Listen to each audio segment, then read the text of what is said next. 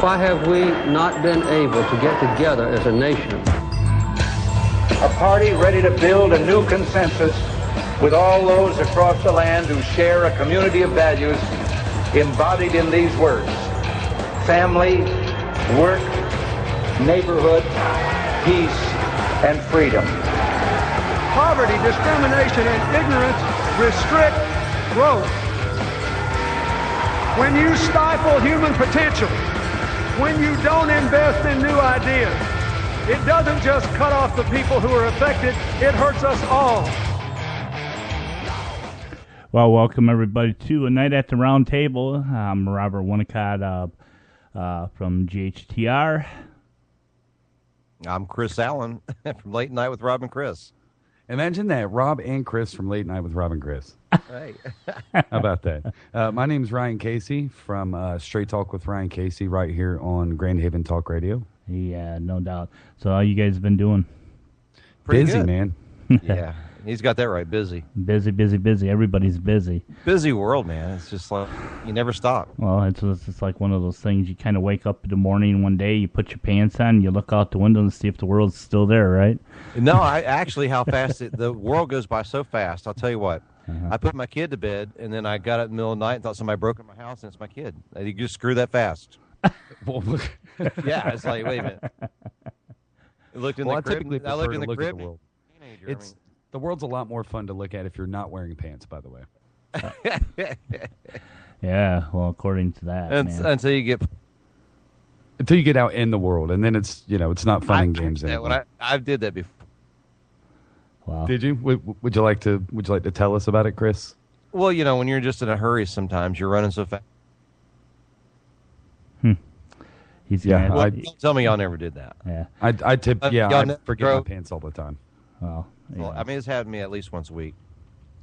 Okay, I'm exaggerating. I'm not that big of a hurry. But you know what sucks is that nothing cool ever comes up, like when you have a bunch of free time. Yeah, don't. No, it always comes up when you've got 1,000,001 things going on. Oh, one of those things. Yeah, I've had friends just call me up just recently. They stopped by to do a film over the weekend, and then they wanted me to go to Tennessee with them. It's like, dude, I've so much in my life to do, I can't. I don't think anybody's got any time to do anything if you really, if you think about it. It's like except drink. There's always time to drink. Yeah, we said, when are we going to do that, guys? I was just about to say that. Let's wait a while, because I'm just, over the movie thing over the weekend, our buddy brought by a liter of moonshine. Oh. I don't drink, but between three people, we drank a whole liter of moonshine. Oh. And I went to school Tuesday, still feeling like I felt like I was under the influence of the moonshine since Saturday. Yeah. Well, I think what happens at moonshine is to put some kind of evil redneck voodoo in. I think it does. Redneck voodoo. I think that's it. It's funny. I actually worked as a wedding DJ for a little while, and that was an interesting gig. And I worked a wedding, and the bride and the groom, everybody, they were all, and Chris, you'll know what this is. They were all wearing real tree. Everybody. They actually had real tree tuxedos. And the father of the bride, typically, they tipped the DJ if they enjoyed the job that you did and if they were pleased. Well, there was one where my tip was 3 mason jars full of the homemade apple pie moonshine. Wow. And I got home, and the wife was like, man, that's so cheap. Like, how cheap of them. And I tried to explain to them, no, honey, these... I tried to explain to her how rednecks and hillbillies are. Like, their moonshine is it, buddy. I mean, that's precious stuff. Are you there, Chris? Yeah. Chris, you're cutting out really bad. Can you hear me? Yeah, you're cutting out. You might want to do that full restart. Make sure no one's stealing your power, man. Am I cutting out that bad? Oh, yeah. It's like you start talking, we can't hear you. Yeah, so I tried to explain to her that they don't just give that stuff away, and that stuff is expensive too, buddy. Right. Well, yeah, I mean, it's expensive, but, right there might be the solution to our economical problems, you think? Run everything on moonshine? Yeah, that's right. Well, what we're going to do here, we're going to get this fest going here. And what we're going to be doing is we're going to be listening to clips, different clips from a documentary that we all have listened to on Netflix, and it's by a guy called Michael Rubert. And we all have our mixed opinions about this documentary. So I'm going to play it here for a little while, and Chris is going to go ahead and he's going to restart his system over there while this clip is playing, and then we'll come back and we'll talk a little bit about it. We'll play about maybe 10 minutes of it, and then we'll talk, and then we'll play some more of it and make our own comments, make our own deal on it. So I'm going to go ahead and play. Is that okay with you, Ryan? That's good with me, brother. All right, let's get her going.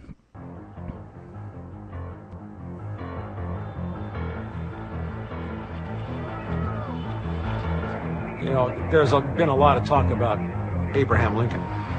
But the president we need today is not Abraham Lincoln. The president we need today is Thomas Jefferson. He said that we needed a revolution every generation. Thomas Jefferson said you have to be ready in order to preserve the vitality of your liberty and your freedom, to defend it, not by overthrowing anything else except for what you've been holding in your head that may not be applicable anymore. We've gotten very lazy. We're many generations overdue for a revolution in our thinking. I'm not talking about blood and violence, although I'm afraid that's already happening. I'm talking about a revolution that's probably the hardest kind, the kind that takes place inside the human soul and the human mind. To be able to tear everything down, throw everything out, and start with a completely fresh piece of paper and say, okay, how do we solve this problem?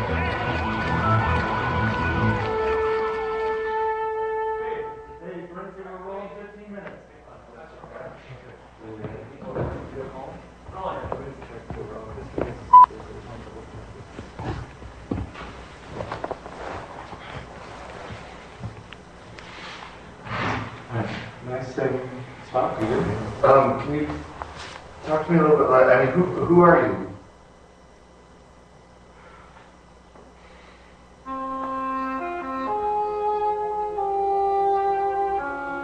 Listen, this is not a plan that would make sense to anybody except God. You know, I gave up trying to figure that out a long time ago. I was born into a family deeply connected to the U.S. intelligence community. My mother had been a cryptanalyst at the Army Security Agency and NSA in World War II. Her work product went to the President Roosevelt and to Secretary of War Stinson and Cordell Hull at State. My father was an Air Force aviator who went to work for Martin Marietta on contracts for the CIA and the Air Force, namely the Titan 3C, which put up the CIA's Keyhole spy satellites. At age 19, when I was interning for LAPD, I was pulled into the chief's office because somebody discovered I had a Q clearance. I didn't know anything about it. I went home and asked Dad, and he said, yeah, because you're my son, and you know they have to do that because I might leave my briefcase open. But a Q was a secret compartmentalized clearance above top secret. I went through UCLA as a Republican who didn't like anything about the war in Vietnam, who didn't like anything about government, with this naive belief that, you know, you could get inside the system and change it from the inside. I became an LA policeman. Worked in South Central Los Angeles in the jungle, and the CIA tried unofficially to recruit me into an operation where they were smuggling drugs into the country back in 1976-77. And I wouldn't get involved in that. You know, I thought, well, geez, this must be an isolated incident of corruption. This must be something that everybody's going to want to correct right away. Oh, my God. And, of course, that was a mistake. Basically, my life disintegrated because I was betrayed by a woman who worked for CIA, who was my fiancée. And when I said I wouldn't get involved in drugs, she disappeared and people started shooting at me. And then it was a matter of saving my life. And the tools which I acquired to save my life then, which were, you know, writing letters to congressmen, getting on the record, trying to get newspaper stories written. Those were survival skills, but it was also a part of learning how things worked. I was a map maker, if you will, a cartographer, going out to try and map how the world really worked as opposed to the way we were told it worked. And the map that we have made has proved so startlingly accurate over 10 years, whether they had to do with gold prices or geopolitical developments or economic events. The only thing that amazes me is the speed with which things are falling apart. And that message now is the single most important thing in my life. It's the only thing in my life. Well, except for rock and roll music, good music, playing with my dog and long walks on the beach.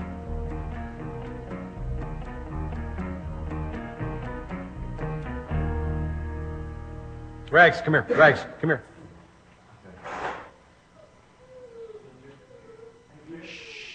I first became focused on energy issues in late 2001, just maybe a month or two after 9/11. I was contacted by a geologist, a brilliant guy named Dale Allen Pfeiffer, who introduced me to the concept of peak oil and the basic issues about energy, and helped me to realize that there was a great deal of evidence in 2001, not only that peak oil was very real, but that government agencies were acting and responding as if it was very real.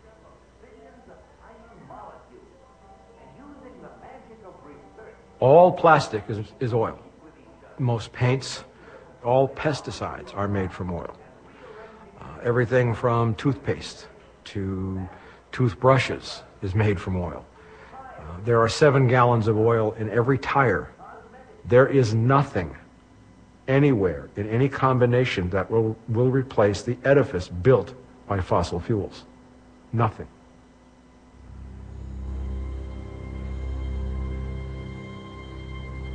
Well, peak oil is probably now very easy to explain, much easier than it was a long time ago. People have felt what $147 a barrel oil feels like.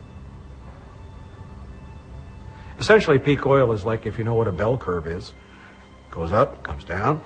Peak oil is the point of oil production when you're at the top of the bell curve. And essentially what that means is you've used up half of the resource. But in the case of oil or any other substance like that, no matter how much money you throw at it, you're never going to be able to increase oil production above where it was at peak. As of 2008, the International Energy Agency has admitted that there is a global 9% decline rate in oil production. That's the equivalent of about 8 million barrels a day.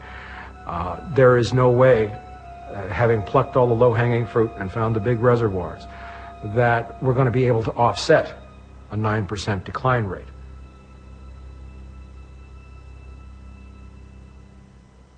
From a detective standpoint, if you're trying to assemble a case of, the multidimensional aspects of a case, means, motive, opportunity, to understand what kind of force drives events. Peak oil was almost, with the stroke of like a diamond cutter's knife, the single piece which started to make everything resonate and make sense together.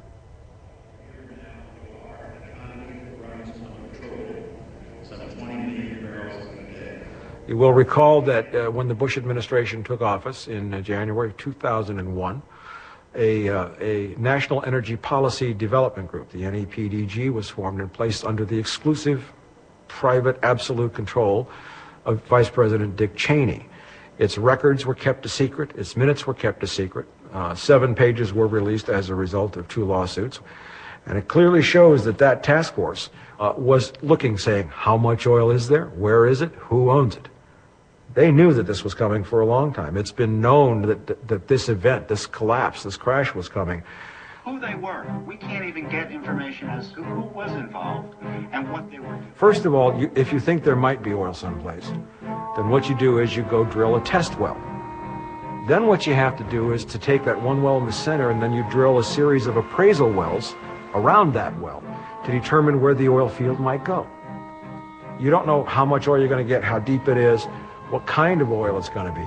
There are many different grades of oils, a lot of which are more expensive to refine. So all of that has to do with how long it takes to make something produce. How much energy do you get back for how much energy you invested? When oil was seeping out of the ground in Pennsylvania, you got a return of, 200 to 1. When you have to go offshore to deep water, drilling in 15,000 feet of water, and your first well costs $150 million to build, all that's energy that's being invested to get energy. And the moment you start burning more energy to get a barrel of oil out of the ground, then it's worth it. Forget about it. The world's been thoroughly explored over the last 120 years. There's no major oil finds left. As a matter of fact, no field the size of Ghawar, the largest field in Saudi Arabia, has ever been discovered since. Saudi Arabia has 25% of the known oil reserves on the planet. 25%. Why, if Saudi Arabia has all these untapped reserves onshore, are they moving heavily into offshore drilling? Now, if it's 5, 10, 50 times more expensive to drill offshore than on land, doesn't that tell you that Saudi Arabia knows they've got no more oil to find? It's axiomatic that if Saudi Arabia has passed its peak and is in decline, the whole planet is, just because of the size of the reserves that are there. Iraq is oil that's not only accessible, it's right close to the Persian Gulf, which means it's a short distance to ships. They can put the pipelines, they can get that into the global supply stream as everything else declines. And Iraq was all about the oil. You know, a lot of people have admitted that, and like, duh. 11 days after 9/11, when there was no clear evidence that Saddam Hussein had anything to do with 9/11, of course he didn't, that the plans were started to invade Iraq, of course. That was the objective. Get control of that oil. Because Saddam Hussein had been talking about pricing his oil in euros, taking it away from the dollar. We got in there, we restructured everything, we put in a friendly government using the US dollar, and we assured the oil companies their quote-unquote fair access and fair share of Iraqi oil. We have no intention of leaving Iraq. We're never going to leave Iraq. Going back to 2004, we started building the largest, most permanent military bases, 3 of them in the world, plus the largest embassy compound that's ever been built. We built an embassy compound in Baghdad that's bigger than Vatican City. That's not a temporary deal. Nobody's going to take that oil, but we are sitting on it. But there is not enough oil in Iraq to change anything. Iraq probably has around 90 billion barrels of recoverable oil. That sounds like a lot of oil. But when you consider that in 2008 the world was consuming 85 million barrels a day, that means 1 billion barrels of oil only lasts for about 11 and a half days. So that ain't that much oil. It's only the first of the good things that will happen to Iraq, thanks to oil. They knew exactly what was coming. That's what's in the National Energy Policy Development Group report that's been classified, because if that report were declassified, we would be building scaffolds to hang Dick Cheney and everybody in that administration tomorrow.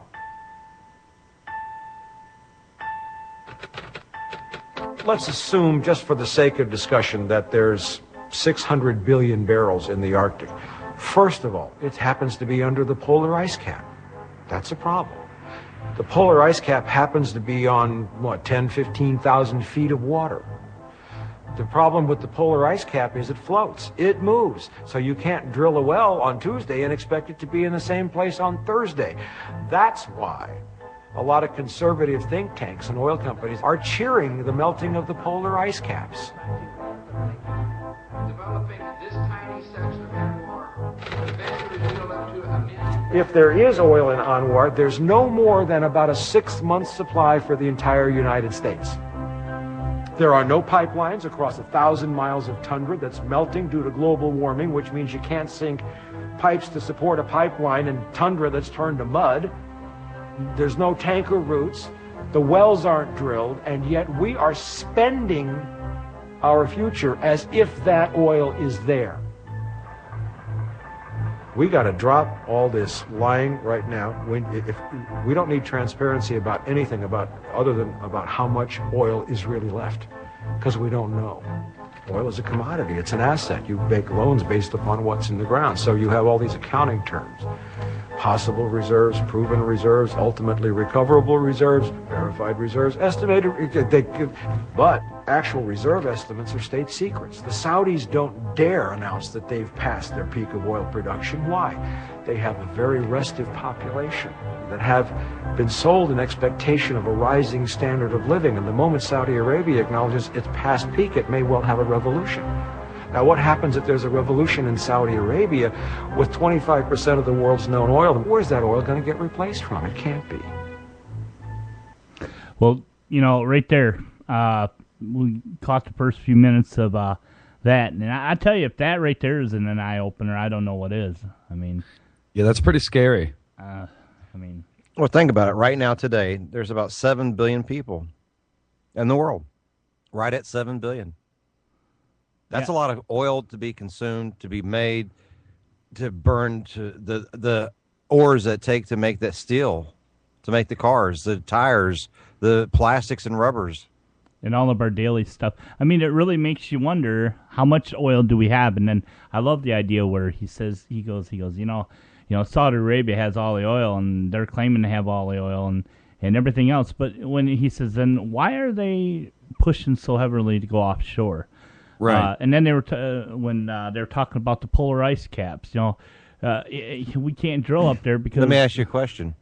Do you know some really rich people and that have lost everything? Do they dress poor or do they still dress rich? Touche, salesman. Yeah, touche on that. But no, I mean, like the polar ice caps. I mean, look at their, like they said, they can't get the oil out of there. So what are we actually going to do? I mean, what is it? Kill off all the polar bears and the wolves and the wildlife, melt the ice caps, flood the lowlands like Florida, Venice, London, New York. Everything off spook farts. Yeah. Hey. Moonshine. Yeah. Well, but the thing about it is what gets me about this is how long the government's known. And what are we going to do to rectify it? And later on in the show, you're going to find out that there's not a whole lot we can do. I mean, how many remember when you had to wait in lines back in the 70s to get fuel? And the lines could be quite long if they even had fuel. Well, we're not as old as you. So, well, all it has nothing to do with it. The point I'm getting to, I know. I remember when fuel was 18 cents a gallon. You remember that? When I was a child, we refined our own oil. All right. We did it in Texas, Oklahoma, Louisiana, most of all the southern states, especially around the Gulf southern states. Yeah, but we don't have any more oil to refine. Did you hear what I said, though? No. When the government came in and said that they're going to go into the reserves, the prices started shooting up overnight. Right. Yeah. Well, everybody's always talking about, back to the polar ice cap thing. Everybody's always talking about, well, we could just drill there. We could just drill there. And like they said, there's not a lot of oil. Well, when it was 18 cents a gallon, Ryan, we used to go in there. They would clean your headlights in your window. They'd give you like stamps. But your connection sucks, Chris. Really bad tonight. You know what? Just because you duct tape 8 phone lines together and plug it in does not make it broadband, okay? Are you there? But no, it's can we take a couple more seconds to talk about the ice cap thing? I want to retouch. I was just finishing on that. I'm sorry, you were just cutting out really bad. The first problem, like you said, is that the oil is under the freaking ice caps. Right. And again, he said, that happens to be on top of 10 to 15,000 feet of water. Like that's pretty deep. That's hard to drill, and not to mention, like you said, you can't drill a well one day and expect it to be in the same place a week later. Right.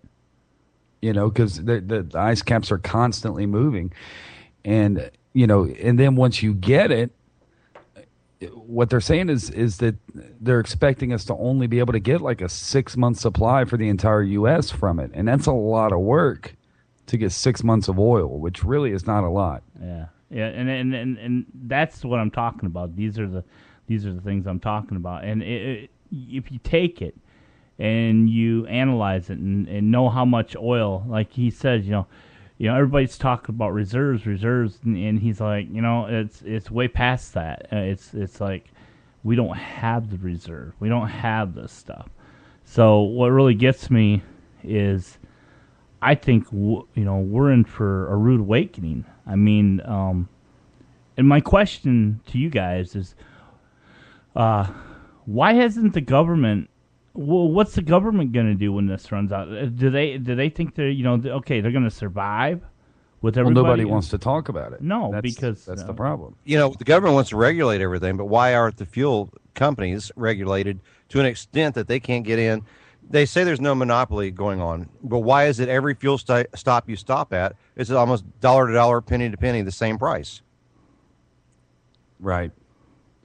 Well, you want my opinion on some of that? Yeah. It's because a lot of these companies, and he talks about this later on the program, a lot of these different countries and different companies that control the oil are moving away from the American dollar and going to like the euro. And we've had so much. We've talked about this on other shows before, Robert. We've had so much inflation going on that the American dollar isn't worth crap anymore. No. So then when you've got oil priced in euros and you got to convert it over, to the American dollar, well, the euro's worth a lot more right now. So in order to offset that price difference in the currency, they got to jack the prices up. You just can't go out and print up more money. I mean, well, that's what they all it want is to do. paper. But the question is you guys have heard this question, and this all falls in line. It all falls into line. Okay, is where do we have our gold at Fort Knox? Does the United States still have the gold there? We haven't seen our gold since 1974. Seems like they should be able to, by law, have a camera that somebody goes in and monitors and shows to the world, or at least records or something that's verifiable. Right. Well, just let the news crews come in. Aren't we the government? We the government? Well, I mean, we should be. That's how it was intended. But no, we're not anymore. Let me ask you. Let me read you a sentence here, and tell a couple of sentences actually, and see if you could tell me who the author was of the sentence. My mother was the most beautiful woman I ever saw. All I am, I owe to my. I attribute all the more. Wow. Full education I received from her. Who is Nope. George Washington. Really? George Washington was a very intellectual person. Back in his day, he had a lot of great morals that we shouldn't let the government rule the people. Well, Right. Today, if you look back on an interview that Hillary Clinton had, she actually said that the government needs to rule us because we're not, and this is my words, intelligent enough to do this. In fact, I could look up the quotes here shortly and tell you exactly word for word. It's like, is she calling us stupid? Pretty much. Well, look what's happening around us. I mean, I want to know what's going on. I mean, for example, I don't care if it's an asteroid coming at Earth, if we're running out of oil. Give me the facts, calculations that were expected to run out November 2014. I want to know statistics. Well, here's the problem. You can't really give the public a lot of statistics because here's the thing. The person is very intelligent, but people as a whole are panic prone and irrational in any little sense. I guess, what am I trying to say? The first sign of anything bad or anything going wrong, all of a sudden you've got an uproar. So you got to be careful what you tell people, Mm-hmm. I'm looking through my notes right now. So, in a sense, I understand that they hide stuff. This is what Hillary said. We can't trust we just can't trust the American people to make those types of choices. Government has to make those choices for people. Where do they get the idea that they have to make the choices for us? Don't know, but Ryan, this is why we had the Second Amendments when they came out with our gun rights. That people right now, they're trying to pass it that we can't even buy our own ammunition. Right. And Jefferson said, Washington said, many of our great former presidents of the United States told us, without our weapons, who's to take over first? When if the country tries to take God out of your school, look out. And well, then that happened. And then they're talking about now taking the guns out of your school. The countries that do not have guns have much higher crime rates. A criminal could just kick your door and come right in, and who knows? Well, we're kind of being forced like that with the larger companies in its own self. We're told what we're going to pay per gallon of fuel or a gallon of water or gas. Milk. Yeah, and we can't do nothing about it because here it is. Somebody just recently said to me, they said, well, you know what? Just don't buy the gas. Stop buying. Right, but it's not just gas. Well, that's the problem. They're so ignorant. They don't understand. Thomas Jefferson said, when the people fear the government, there's a tyranny. When the government fears the people, there's liberty. Huh. Well, see, most people just think of oil as gas, but again, like the guy said, basically everything we use is made from oil. Right. I mean, all plastics are made from oil. Most of the paints, most of the pesticides, makeup, everything. Right. Toothpaste and toothbrushes. 7 gallons of oil in every tire. I mean, there's you can't just stop feeding these companies because they have their hand in everything. And the scary thing is that there's no other substance on earth that we could use in any kind of combination of anything that will replace what's been built on oil. Right. People that's pretty scary. much. Well, see, they keep talking about the reserves, but you just heard him. I mean, he's been working on this just after 9/11. I mean, this is and all this stuff has been going on since the early 70s. And what gets me is how Cheney,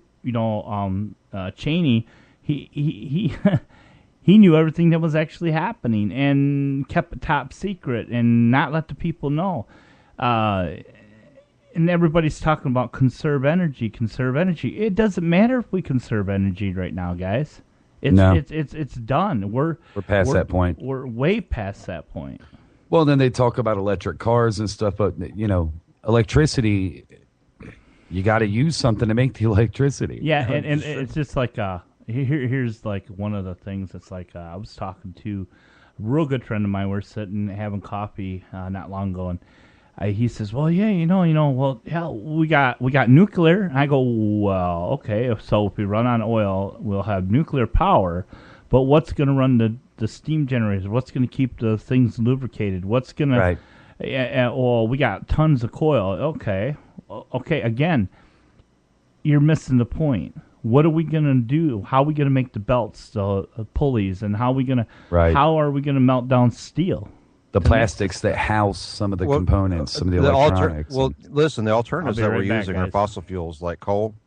And I live in the state right now that's our largest export is coal. Right. And we're one of the largest coal-producing states in the entire United States in its own self.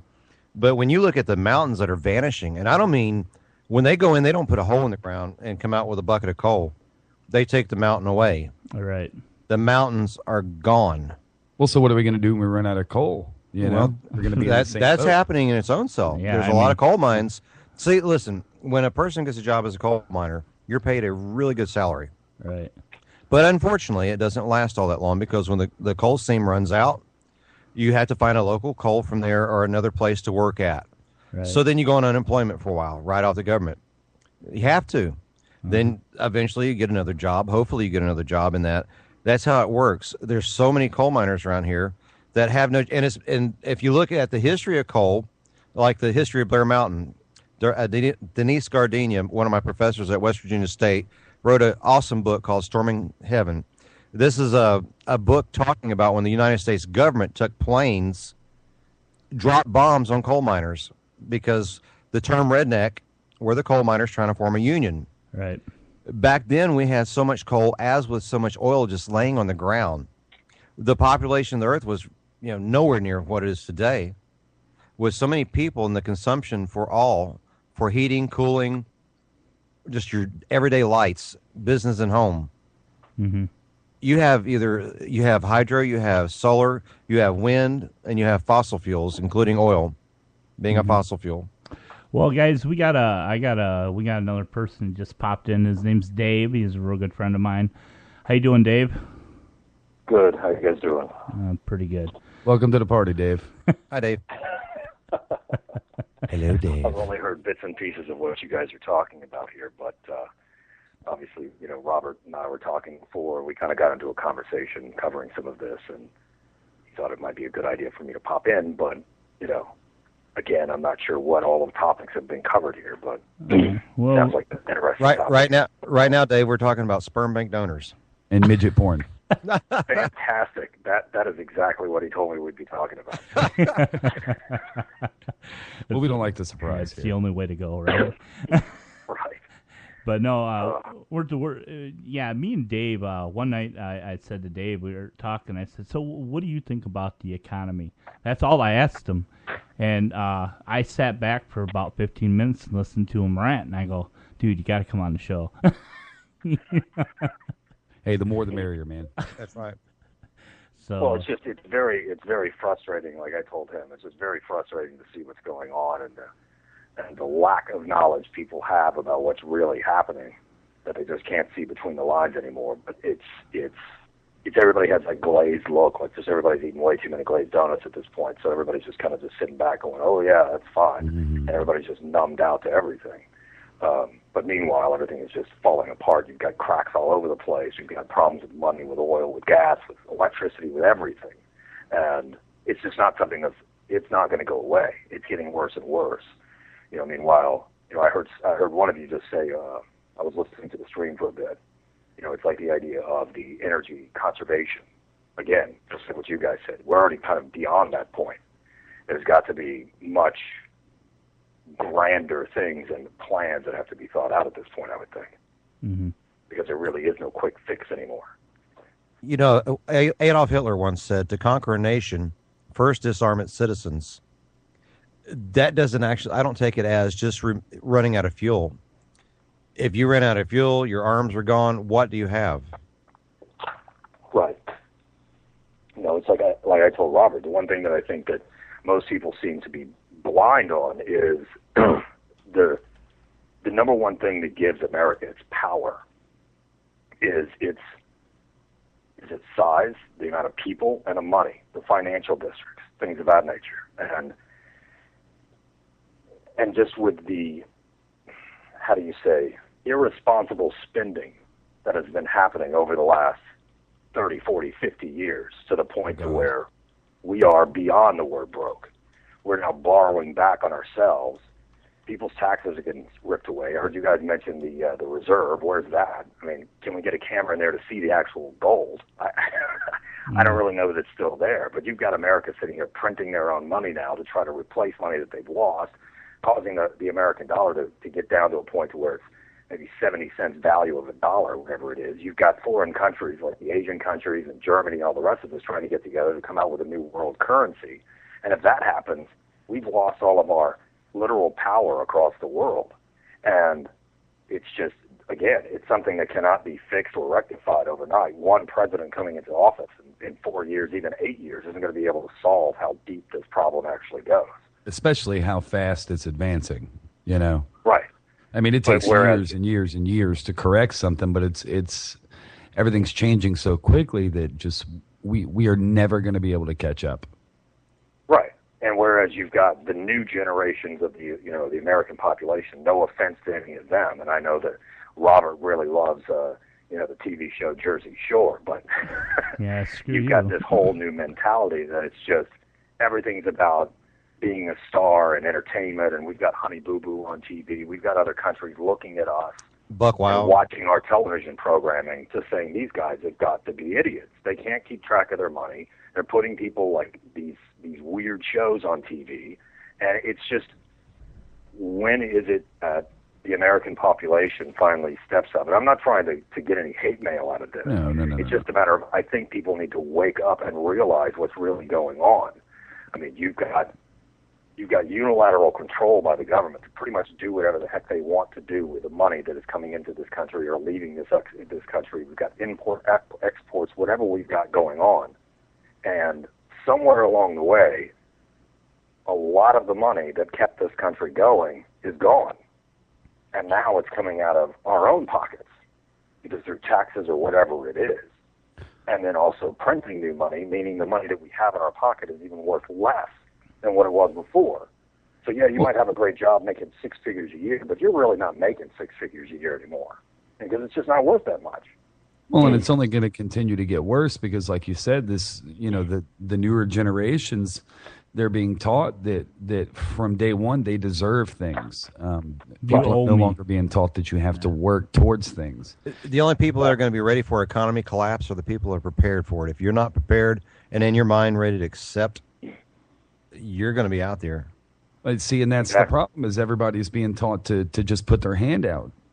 That right. Whenever you've got a 17, 18-year-old kid, like Justin Bieber driving around in a new $600,000 Ferrari, everybody just assumes that that's what they're going to have too. So, and the problem with that is that it not only teaches our children to be lazy, but it also teaches them to be passive and just roll over when the government says, hey, check this out. This is how things are going to be now, whether you like it or not. And they're like, oh well, they put the food on my table and pay my bills. Let me tell you, when the government pays, for example, I heard of a story where they actually kicked a door in on a student loan. That's hard to believe. Yeah. What they're doing is they're buying us. Is what they're buying us with money that we don't have. Mm-hmm. Right. And they always say don't bite that hand that feeds you. Well, when you're so heavily relying on the government and they control so many things, why would you speak up when they start, removing your individual freedoms and start taking control of everything? Why would you?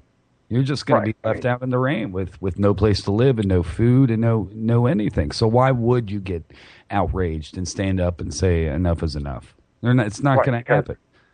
This new generation doesn't realize the kind of what we had before this new generation and how much either control or what we were able to do. They don't see how different it really is from 1970, 1980, whatever it was. So they're blinded by all of this, and just like what you said, the perfect word is they've become so passive about all of this. I mean, it's like if they're not careful, we wind up going into like green territory. When it's like they've got to wisen up and just stop being, like you said, sold. They've become so mindless automatons, just sitting there in front of the TV watching, Honey Boo Boo back to back to back to back.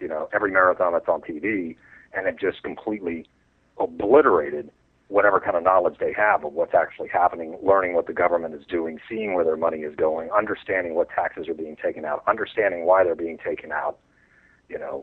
That's just it's just amazing to me. Well, what it kind of feels like is, and this might, be a stretch, but to me, what it feels like is when you take a species of animal and begin to domesticate them, like at one point dogs were feral. You mess with a dog and you got bit. But when you start breeding them and breeding them and breeding them over and over and over again in captivity, eventually they end up relying on you and they end up being passive, like we said. So it's, it kind of makes me feel like they're breeding us into just being under total control. Being a bunch of rednecks. Every generation that comes, it's more and more about the government and less about the people. Well, I have a crap load of verses that were sent to me today. Like, for example, another one from Thomas Jefferson: "Educate and inform whole masses of people. They're the only reliance of preservation of our liberty." Thomas Jefferson. Right. Well, I have one more too. That I didn't inhale. Bill Clinton. I did not inhale. That sounds just like him. Oh my God. The thing of that.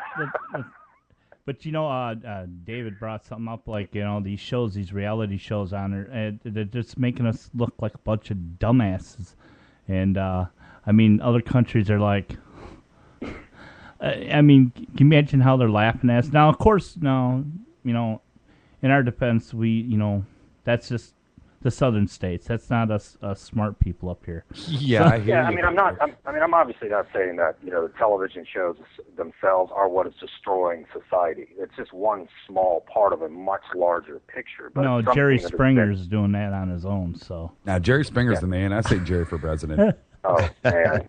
I got to read you one more of these. I just found one right here. It says, "Freedom is never more than a generation away from extinction. We do not pass this into our children in the bloodstream. It must be fought for, protected, and handed on from them to do the same." Ronald Reagan. Good old Ronald Reagan. Yeah. How about, in the words of the late, great Colonel Sanders, "I'm too drunk to taste this effing chicken." Usually. Speaking of Colonel Sanders, we even try to use his oil to make fuel with. Willie Nelson has his own biofuel plant down in, I think, Texas. I mean, everything's great that everybody's trying to conserve and trying to find ways to cut back, and you hear so many different things, but why is it, for example, when a man could invent a hydrogen car, or a man or a woman can invent a magnet-powered generator that turns its own self once it's ignited or propelled to where it spends its own energy? But here's the problem. They're already made. All the parts used to make those require oil to make them. They require oil. But they may do, but they're not everyday consuming. If these parts could be made to make energy, they could be made to fit in the trunk of your car, where your car is always powered, your home is always powered. You would not rely on fossil fuels. You would not rely on, godding up the land with all these massive solar and wind mills. The hydro dams could only go so far. Right. Well, yeah, but it takes oil to operate them. Okay, that's what the magnetic motors. Go ahead. Sorry. All I was saying was the magnetic motors produce their own energy. They last almost indefinitely till the bearings wear out. You replace the bearings and let it go again. What oil? How do you keep the bearings lubricated? That may take such a small amount, but look what the car takes to keep going too. Yeah, but I mean, then you're going to have people who can't afford to keep this stuff rolling, right? Like think about it. Remember being young and having a beater car. I remember having a car where I had to put like 3 quarts of oil in that thing every week, man. Or a day. So what happens if all you can afford is a beater magnetic spinny energy thing? Then you got to keep lubricating it every day. That's when you get the Walmart motor, or you get the Justin Bieber's Lamborghini may have 4 motors in his. Or you could use your Obama phone and call a friend. Obama phone. Yeah, but you only get 3 minutes, so. Hey. Oh, yeah, this is scary stuff, guys. It really is. And there's so many things, but then it also goes back to, yes, all this stuff can be used to make energy and to create energy, but then it goes back to you have to look at it like, well, how much energy goes into making this energy? Mm-hmm. And are you going to get diminishing returns from it? Do you remember when Obama actually got elected into office? Ryan remembers that. So much ruckus about it. Then all of a sudden, he sent us these checks in the mail. I was like, I like that guy. What checks? Yeah, I distinctly remember when he got voted. Yeah, Ryan. Well, I think it's like what we're talking about being passive and not seeing it. It's the fact of the matter is, even if we could get the greatest president ever in office, the greatest person to ever man the chair and sit in the White House, the fact of the matter is, we already had him. Minimum, he'll be in there for 4 years. At maximum, he'll be in there for 8 years. And there is no way that any one person, regardless of who he brings in there, is going to be able to solve the magnitude of this problem over 1 term or 2 terms. This is true. It's going to take someone who can actually physically be in that office for 12 years, whatever it's going to take. And we're going to have to bend the rules or whatever it is, or they're going to have to self-pick the person that's going to relieve them. Mm-hmm. I have the perfect person that can solve these issues. Tex. Yeah. No, he might be in there somewhere. But if we had like 1 office, 1 chair for the entire world, put God in it, there you'd have it. God would be the president of the world. Yeah, he's already in control. I mean, what are you talking about? I mean, he's letting all this stuff happen. But the thing about it is Dave's right. Well, you can't hold him accountable for everything, because in the end, we're all adults, or at least the ones of us that are adults. But everybody's got to make the right decisions and choose and do what they think is right and just. Right. See, the thing is, we're able to make less and less decisions every day. See, we're not even doing that, because if you look at a lot of the countries, especially some of the third world, we have people that actually got tired of how the government came in and for example, tyranny. When you talk about, like, for example, Mexico, the few people in Mexico for a while were making all the money where their people were starving. And if you think that's not true, who in the hell is Pancho Villa? You have Robin Hood, which, maybe a story, but you have Ned Kelly, Pancho Villa, Jesse James, Grace O'Malley. You had all these people that got tired of oppression from their government. They stood up and took their place. But they had guns and bows and arrows. They did. And then once the moment, like Hitler said, the way to take over a country is disarm the country. Once we have nothing, you don't have fuel to even drive to fight. Yeah, and no bullets. Right. Well, and here's the thing: not only is all that stuff going by, but they're also trying to control the size of the clips and stuff. Oh yeah, which is crazy. Well, they're trying to control a whole lot more, even what we grow in our own gardens. So it goes so deep. I mean, I watched a show that Chris had told me. It's called Farmageddon. These people are growing organic. One second, Robert. Before you say it, let me put an insert right in. Please, 1 second. I had a neighbor that I lived by, got 14 years for murdering someone. That's it?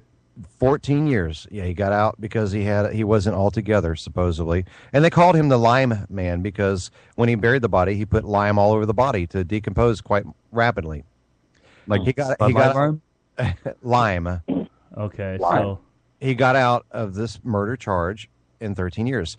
But you know what you're about to say, some of these people got more time for what you're talking about than murder. Well, see, what they did is the government comes in, they say, you can't grow these organic foods and you cannot sell it to people who, like, to normal consumers without having the government come in and say it's safe to eat. I mean, or like even raw milk. I mean, there was one story where this woman, she had 6 kids living in her house, and federal agents came in, stormed her house. Was it like 40 people with guns? 40 people with guns pointing it up the stairs at her and her kids. They had guns drawn on their kids because she had a co-op, and this co-op had organically grown fruits and vegetables, whole raw milk and stuff like that. They came in and destroyed all of that stuff. And now listen, on what you're talking about, remember their number one purchaser of this milk and their organic was a local college. Professors at the college were the number one consumers of what the farm was producing. We're talking about well-educated people that know what they want to consume. Right. Well, I mean, can we start growing cookies? No. Takes oil to make that, so. Yeah. Damn, does it take oil to make fudge stripes? Yes, it does. And to heat the oven to make them. I mean, we already lost Twinkies. I mean, how much more injustice can we suffer? Yeah, did you guys hear where also now there's a law being passed that we cannot have wood stoves in our homes? What? It already passed? They're already trying to pass it. Like federal or on the state level? No, we're talking federal because they're unsafe and they emit. My house has gases. been heated by wood stove and mainly only by wood stove for the last 20-ish plus years. Oh, go ahead, Dave.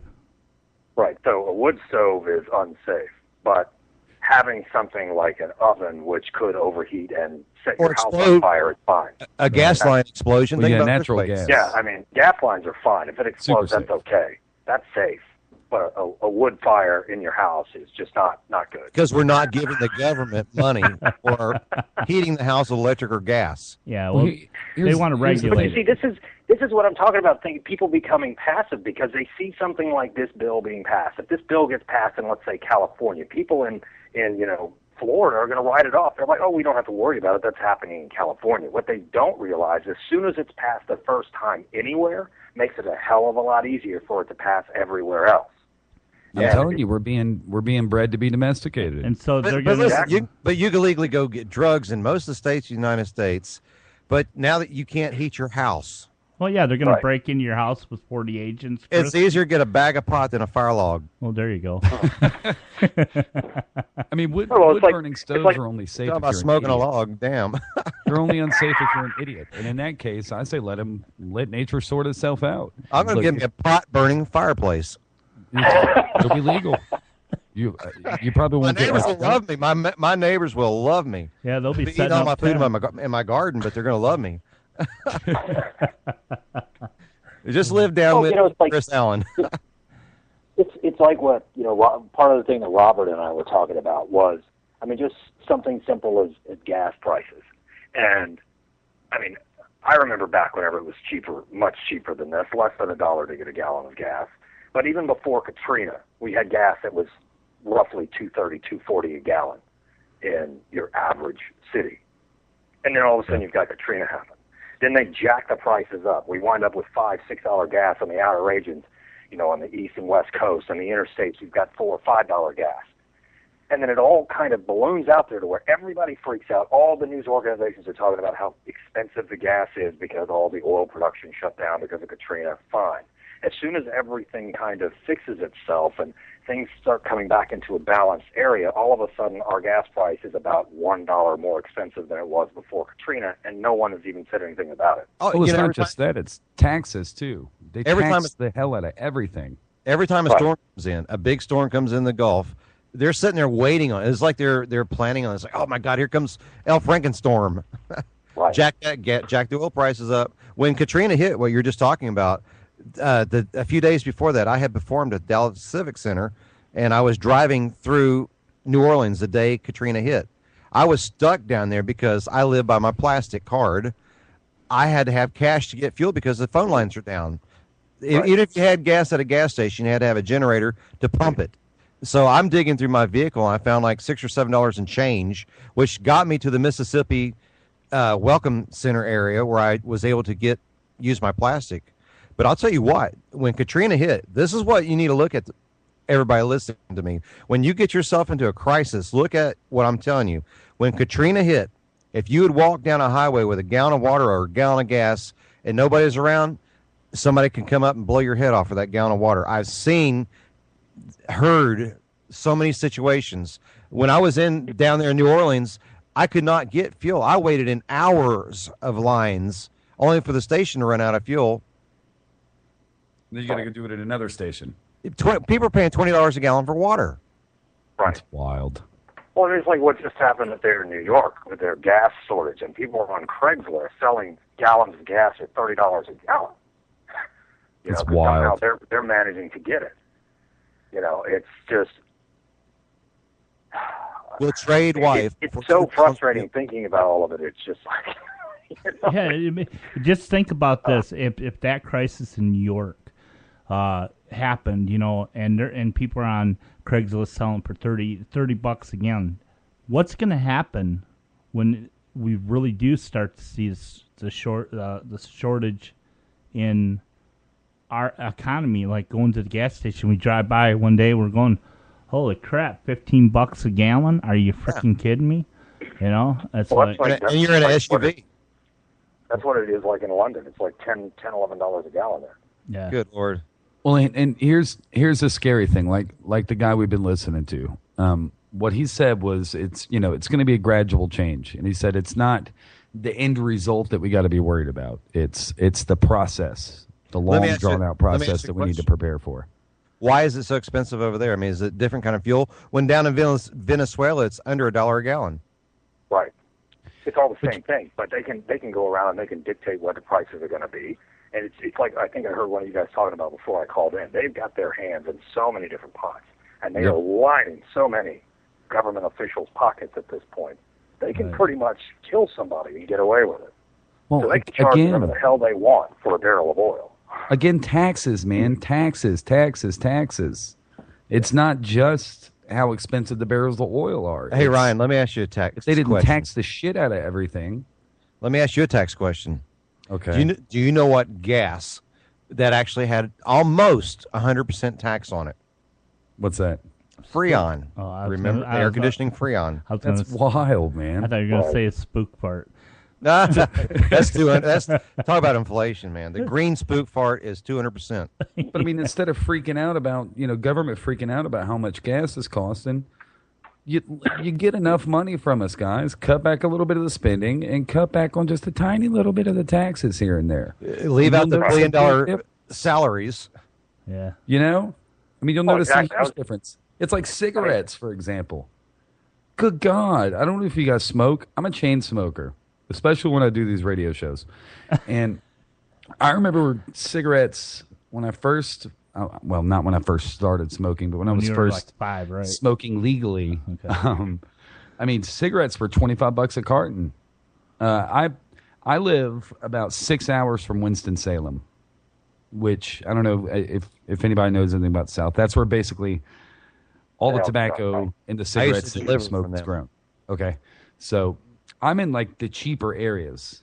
they're running anywhere from like $5 to $5.80 a pack, dude. And for a carton, you're pushing damn near $60 for a carton of cigarettes. Quit. And it was like 40. But then they did like this huge tax hike last year. And it kicked it from $40 a carton to damn near $60 a carton, man. You know, when I used to drive a truck. I understand what they're trying to do. They bastardize everyone who smokes a cigarette or even thinks about it or even did do it in the past.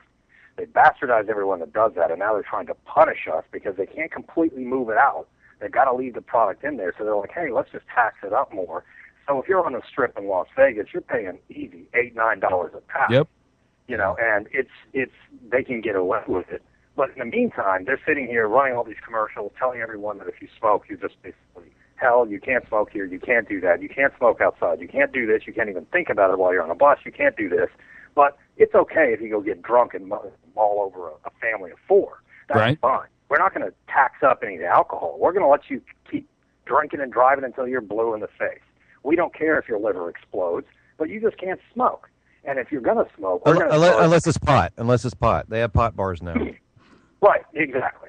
So fine, you can smoke pot and you can drink. You know, it's like, and you think about it. I'm like, I understand all of the negative ramifications for smoking. I get that, but at the same time, what are they really pushing us to? They want everybody to smoke pot, so we get even more passive about crap, and we're going to keep getting drunk all the time. So then, by the time that all these other bills try to get passed, we're going to be so stoned and drunk that we won't care. Yeah. They're going to tax the shit out of the pot, too. Well, you think about when we first started trading with the American Indians here, we traded whiskey. The people that came over here brought whiskey and blankets. Yeah, and look what happened to the Indians when they got all drunk. We took over their freaking land. I mean, that's exactly what they're trying to do to us, right? Yeah, they want to get us drunk. That's the ticket. You know, when they start, vote for me, I'll give you a liter of moonshine. Right? It's like, vote for me, I'll give you a dime bag. Yeah. Yeah. That would be that. You know how many votes you'd get, man? I mean, yep. You'd have everybody. Well, fine, then let's get Walter White for president. Let's get Walter White for president. Ladies and gentlemen, I did inhale. Instead of the White House, we'll just have the damn RV sitting out front, and he's going to drive around and meet up with everybody. You know, do his whole political routine, just drive around to each country, dropping off the bikes. Condoleezza Rice is replaced as Cheech and Chong. Are they still alive? Yeah, they never died. Yeah, they're still alive. But it makes sense. I mean, the thing about it is that this is what our society is going towards. I mean, can you imagine the whole United States being stoked? I mean, being frickin' fried all the time. We don't want to do nothing. You know, Robert, I just, with one of my classes, film appreciation with Professor Gillen at State, we had to watch several John Wayne movies. Back when John Ford was the director, he did like 12 movies of John Wayne. When John Wayne was here, the world was a different place. The United States certainly was a different place. We had a lot of pride in who we were. We represented ourselves with a great workforce. Mm-hmm. We wouldn't take some country sitting there shooting nuclear warheads off in the air, blowing them up, telling America, if you don't like it, kiss her ass. Let me ask you guys, all three of you guys, something. We're known as the United States, okay? United States of America. Do you believe that we're all united? Hell no, we're not united. No, we're not united. It was broken up when we started having... when we started smoking pot. Right? Yeah, well, not everybody's smoking pot yet, so no, we're not united. When our children lose respect, they backtalk your parents on a regular daily basis. Nobody gives a damn. Nobody wants to work anymore. We rely on Uncle Sam to pay us because we had another child and everything else. It all adds up to a broke economy for us, the world.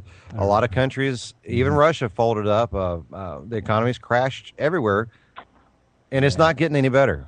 Well, see, then here's the thing. Is pot really going to make people any more lazy than they already are? Who cares? At this point. Because Little Debbie went out. Right? And I don't even smoke pot. Jesus. Neither do I. Live downwind from my new fireplace.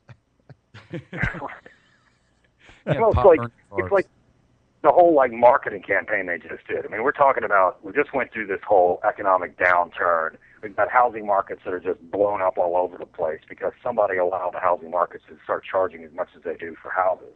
You got people upside down in mortgages, not being able to get out of their houses, whatever's going on.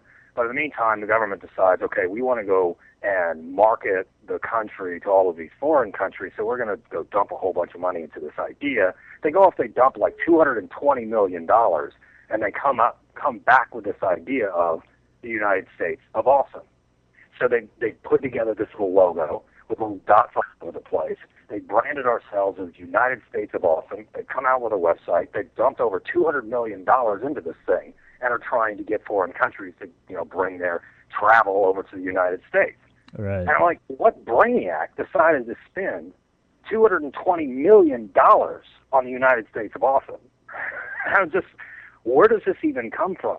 Whenever that money could go to something so much more necessary. It's probably the same genius that decided to dump billions and billions of dollars into generation after generation of family that refuses to get their asses off the couch. Yeah, but what about the billions of dollars we spend on space travel when we know darn well that there's no habitable planet within our reach? We don't know that. If everyone actually realizes, we may have a big giant prank pulled on us. That moon up there might not even be there. We may be like that Truman story. Right, but at the same time, there might not be habitable planets out there, but there could very well be natural resources that we need. Okay, but there could very well be oil, water, something out there that they can get that would help us here. At least put a trailer park on the moon. Right. But by the time we get there, our reserves are going to be gone, so we're not going to be able to get up there. I mean, what are we going to do? Take big slingshots and sling us up there? I mean, we're not going to have it's just. We need. But I guess the question would be, if any of you were president, what would you have them spend money on? How would you rectify the situation? How would bring Twinkies back? Bring Twinkies back. That's exactly what I was thinking. That is the solution for everything. If you want to jumpstart our freaking economy, bring Twinkies back right now. There you go. Yeah. Right now. Did you see that Zombieland movie? Yeah. Have you guys ever seen that movie? No. Yeah. It's your typical zombie apocalypse movie, but it had Woody Harrelson in it. Oh, okay, yeah. And see, have you ever been into the building at 6 o'clock in the morning? That's when you see zombies. Right. That's when I wake up every morning. His character's whole thing was he was traveling the country trying to find Twinkies. And all he wanted was a freaking Twinkie. And every time he would go, he would see like a box of Twinkies. A zombie would show up, and like they would go to shoot the zombie, and it would blow up the Twinkies. And he's on his knees with his hands in the air, screaming, like a cheesy black and white movie. No. But that's not as far fetched as what you think it is. It's really not. I could prove it to you. Did you know that, for example, one of the largest investors in Monsanto is Bill Gates, with over 500,000 shares? Now, they're wanting to put Agent Orange into our growth system with what we grow in the ground, like tomatoes. Yeah. There was in Florida recently. There was some ladies that when they spray, you're supposed to wait so long before you go out and harvest your tomatoes. But the owner of the tomato farm was like, no, you'll go out here, you'll lose your home. So they were forced to go out there without respirators or gloves on. And they were these particular three ladies were pregnant about the same time. The babies, each one of them were born with serious birth defects. One baby was born with no arms or legs. I don't remember what the case was on the other one, but the third one died shortly after birth. It's been linked to ADD and Alzheimer's with just what we're eating growing in the ground. Now, if you want to grow an organic garden, like you said on the video on Farmageddon, you have to have so freaking much paperwork. You're completely harassed by the government. But if you spray these chemicals owned by chemical plants like Monsanto, made from oil, by the way, then you don't have to fill out any of these forms. Right. Huh. It's like eat these chemicals, be healthy, and be zombies. Yeah. Well, it's kind of back to the whole passive thing that we've got the government basically telling us what is healthy to eat. I mean, because whatever we think is healthy probably isn't, because it's not legal or it's going to take way too much damn paperwork. So realistically, that tomato you're eating or that orange or banana or whatever it is may not be as pure as you think it is. Well, let me read you something I read earlier, just to refresh your memory. We just can't trust the American people to make those types of choices. Government has to make those choices for people. Hillary Rodham Clinton. You know what though? If people want to eat garbage and whatever the hell they want to eat and be fat, let them be fat. That's their choice. They understand. People typically understand. Look, I'm fat as hell. I'm probably going to have some heart issues. But I like my food, so I'm willing to take that choice. If they're willing to take that choice, let them take the choice. Yeah, I mean, but it's sad when a doctor prescribes you to drink chicken milk, and then you realize, wait a minute, chickens don't have milk. Right. Yeah, what the hell have I been drinking? Dip your Oreo in that. You know what I mean, though? Like, who is anybody to tell anyone how they have to do things? I mean, isn't that basically why we started this country? Yeah, but we're doing it in our schools. We're feeding our kids. Right. And we're feeding our kids junk food. And even in our schools, we say we're feeding them healthy, but you go look what they're eating. They're eating chicken nuggets that are processed chicken. Not even Send them with a lunch, buddy. Well, you know, democracy is nothing more than a mob rule where 51% of the people may take away the rights of 49. Thomas Jefferson. Dave? Oh, I thought it was 7. Well, look, that's 51% of the people taking away, you know, the rights of 49% is better than, 0.1% taking away the rights of 99.99. Yeah, because you can't rule a country with one person telling everybody how it's going to be done. We were the government in the beginning days, back Jefferson before. They're right. Well, what happened to that America? What happened to that world? Well, my thing, you guys have always heard me, and Ryan and Chris have heard me preach this over and over again. It all goes back to when the Japanese bombed Pearl Harbor. We united to help to go to war. I mean, to World War II, to start up World War II. We went to Germany. Then we took care of the Japanese. That's when we united. Why can't we become a united nation again? Unite and solve a lot of the problems we have.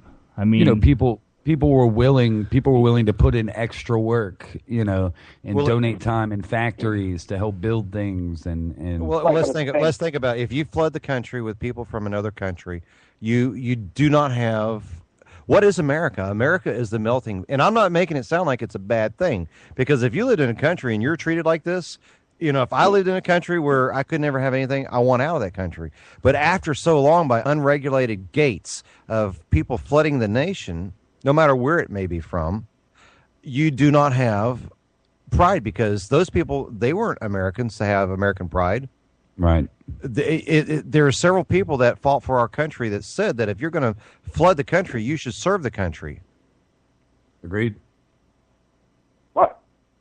That'll never happen, though, because it'll hurt people's feelings. Yes, exactly. Dave? 89% of the United States had a Christian moral. A small percent had neither or. They didn't believe in Christ, or they didn't disbelieve in Christ or God. A small percent didn't believe in it at all. So the small percent took over because we didn't want to hurt their rights. There was a school around here recently, here in the same state I live in, had a picture of Jesus Christ in the school, and they're under lawsuit right now just for a photo in there. Right. Well, it's everything has become about being politically correct now, because we're afraid of offending someone. Because that photo was in the school since it began. Right. It's like whatever the ideals that this country was originally founded on, and the ethical backing, and just the way that everybody thought about things back then. Just the idea that even now it is highly unlikely that most of us even really know our neighbors or anybody beyond our exact neighbor, the one right next to us. I mean, it used to be, though, that these people would have, meet and greets down the street. They all knew about each other. They all cared about what was going on in their neighborhood. They fought for each other. They listened to our each other. children. Yeah, right. Even George Washington said, "Be prepared for war" is one of the most effective means for preserving peace. Exactly. Our kids can't go out and enjoy Halloween like we did growing up.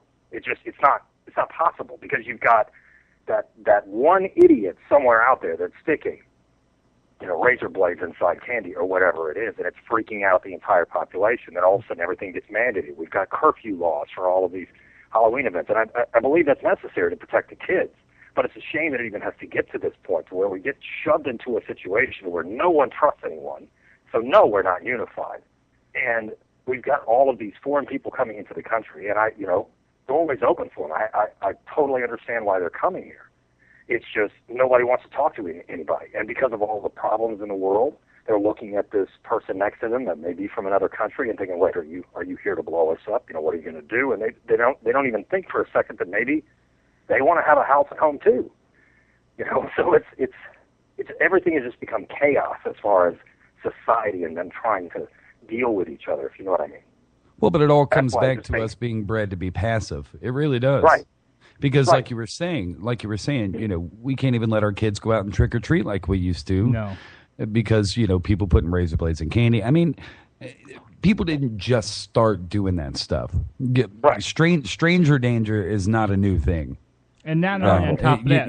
But what the reality of it is when I was a kid and when you guys were kids and, stuff like that, we were taught, look, if this guy walks up behind you and tries to diddle you, you kick him in the shin and you run. Right. Right. But now, honestly, now we're handing them a Twinkie. I know my and parents told me, if you don't know them, stay away from them. But our children are being born and being raised and being trained to be so passive now that you can't, like you said, you can't even send them out to trick or treat. You can't, I used to be able to hop on my bike and ride miles and miles and miles to the store to go get candy. And now it's like you got to, parents go into panic mode when their kid is 2 blocks up the street. Well, yeah, I mean, and also... But go ahead. I'm sorry, what you're talking about parents, just let me inject this really fast. We've also got the flip side of the problem, the new generations of people growing up. There's a large majority of these people having kids that really don't even care 2 flips about their kids for whatever reason. Thank you very much. Get to Halloween night and they just open the door right. and say, yeah, go on out. They let them free in the neighborhood to roam around. Well, that's right there is a perfect thing about what I deal with my daughter all the time. I have a 17-year-old daughter who's going to be 18. She has said over and over, well, my friends get to do this. My friends do whatever they want. They can go wherever they want. They can stay over wherever they want. And my daughter, I say, I don't care what your friends do. I want to know where you're at. I want to know who you're with. I want to know where you're going. I want to know everything about it. And the thing about it is just recently she says to me, and I'm really glad she said this. She says, I am really glad that you were so strict because she says, I'll admit it. If you would have just let me run wild, I'd probably be pregnant by now. She has a friend of hers. Her friend was pregnant at 13 years old, had 2 kids before she was 16. Good grief. Okay, and then we see it on TV. We see these teenage moms on TV saying, oh, it's good to have kids being a teenager, showing these teenage girls.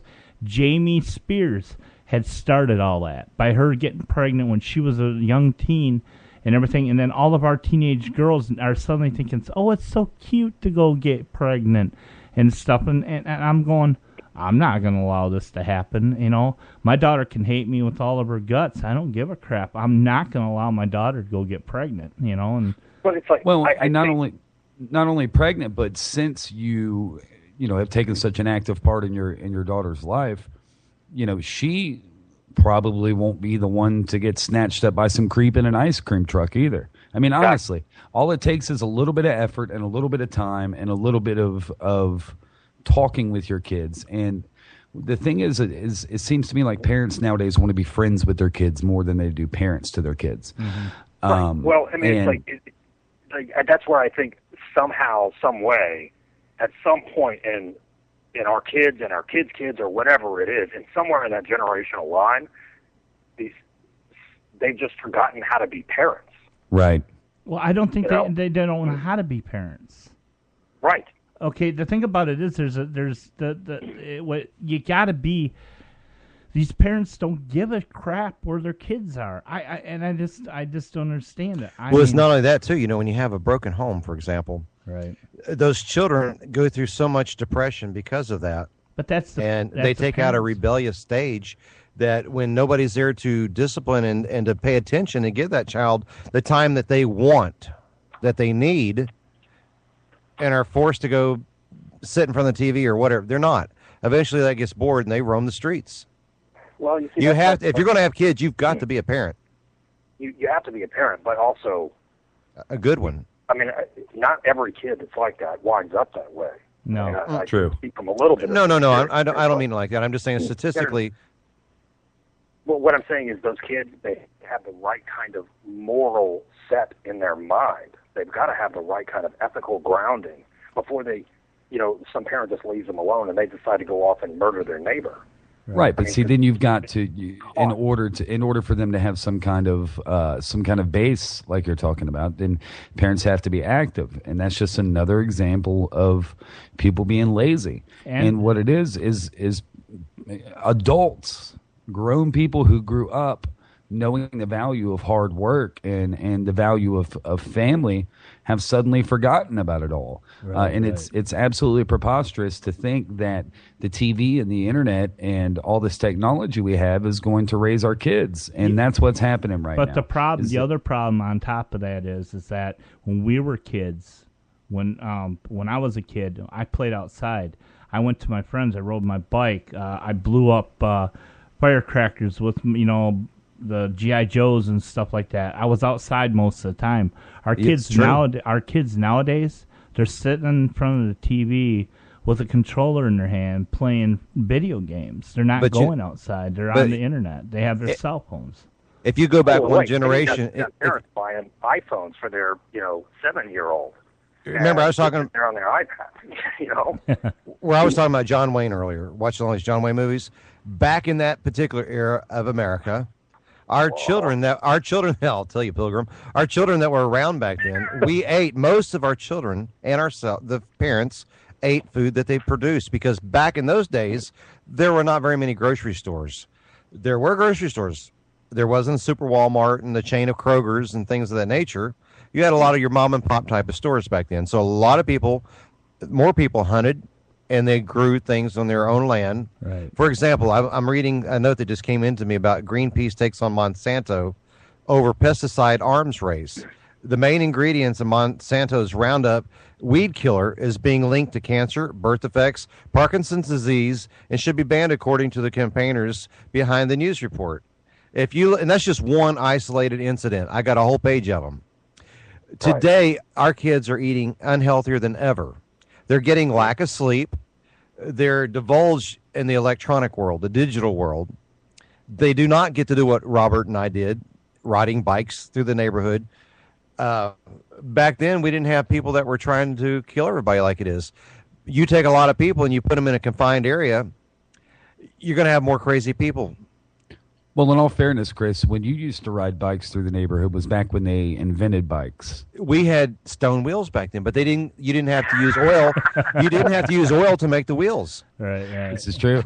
This is true. Just a chisel and some water. And another thing, that's all we needed. Now, all of us know that our parents, if we mouthed off to our parents, they'd hand our asses to us. Robert, did you have to go pick your own switch? Yeah. Dave, did you have to go pick your own switch? Yes. Ryan? No, my dad had a 3-inch thick paddle that he drilled holes in. Oh, that's even better yet. Baseball bat. Whoa. Yeah. My dad had a stun gun. No, I'm kidding. A cattle prod. Well, you remember that the teachers used to have the ability to paddle. And I'm not saying that. Yep. Yeah, I'm not saying that teachers. I'm not saying that teachers should have that ability or should not. I'm saying that they should. I think they should. Yes. I believe that they should, because at that point, those kids are under their guardianship. Listen, I wouldn't want my child spanked at a school, but if he did something to get a spanking, I would assume that the person appointed as a job to spank that child had the morals to do that. Right. Right. But what I'm saying is that it used to be that parents almost allowed this to happen, because in that chain back then, it seemed like the right thing to do. Now, all of a sudden, all of us are like, well, I don't know if I want anybody spanking my child. It only makes violence.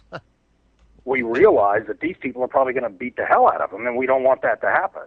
So if anybody touches our child, we're likely to just, choke them to death. And not only but on top of that, if we touch our own children, if we so much as breathe on them wrong, we have Child Protective Services coming and taking our children away. Yep. That's exactly right. Because a couple mothers think, throw your kid on a chair and give them a timeout. Hell no, beat that kid's ass. See, kids were better. Kids were better and more well behaved when we beat their asses. Right. Right, but it's like they've taken something like that and they said, okay, parents, you're not even allowed to touch your kids anymore because if you do, we're going to come over and we're going to throw you in the slammer. Yeah. But yet, they don't want, for whatever reason, they want to protect the children. But at the same time, in protecting the children, now we've gotten to the point where they're almost like demon spawn. They have no morals, they have no ethical grounding. They just kind of run around and they do whatever the hell they want to do.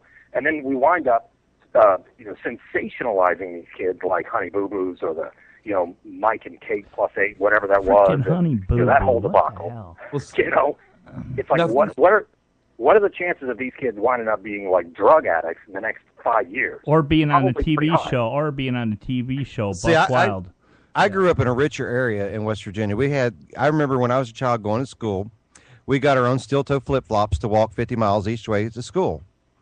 We had to have steel-toe flip-flops. I mean, steel-toe flip-flops, right?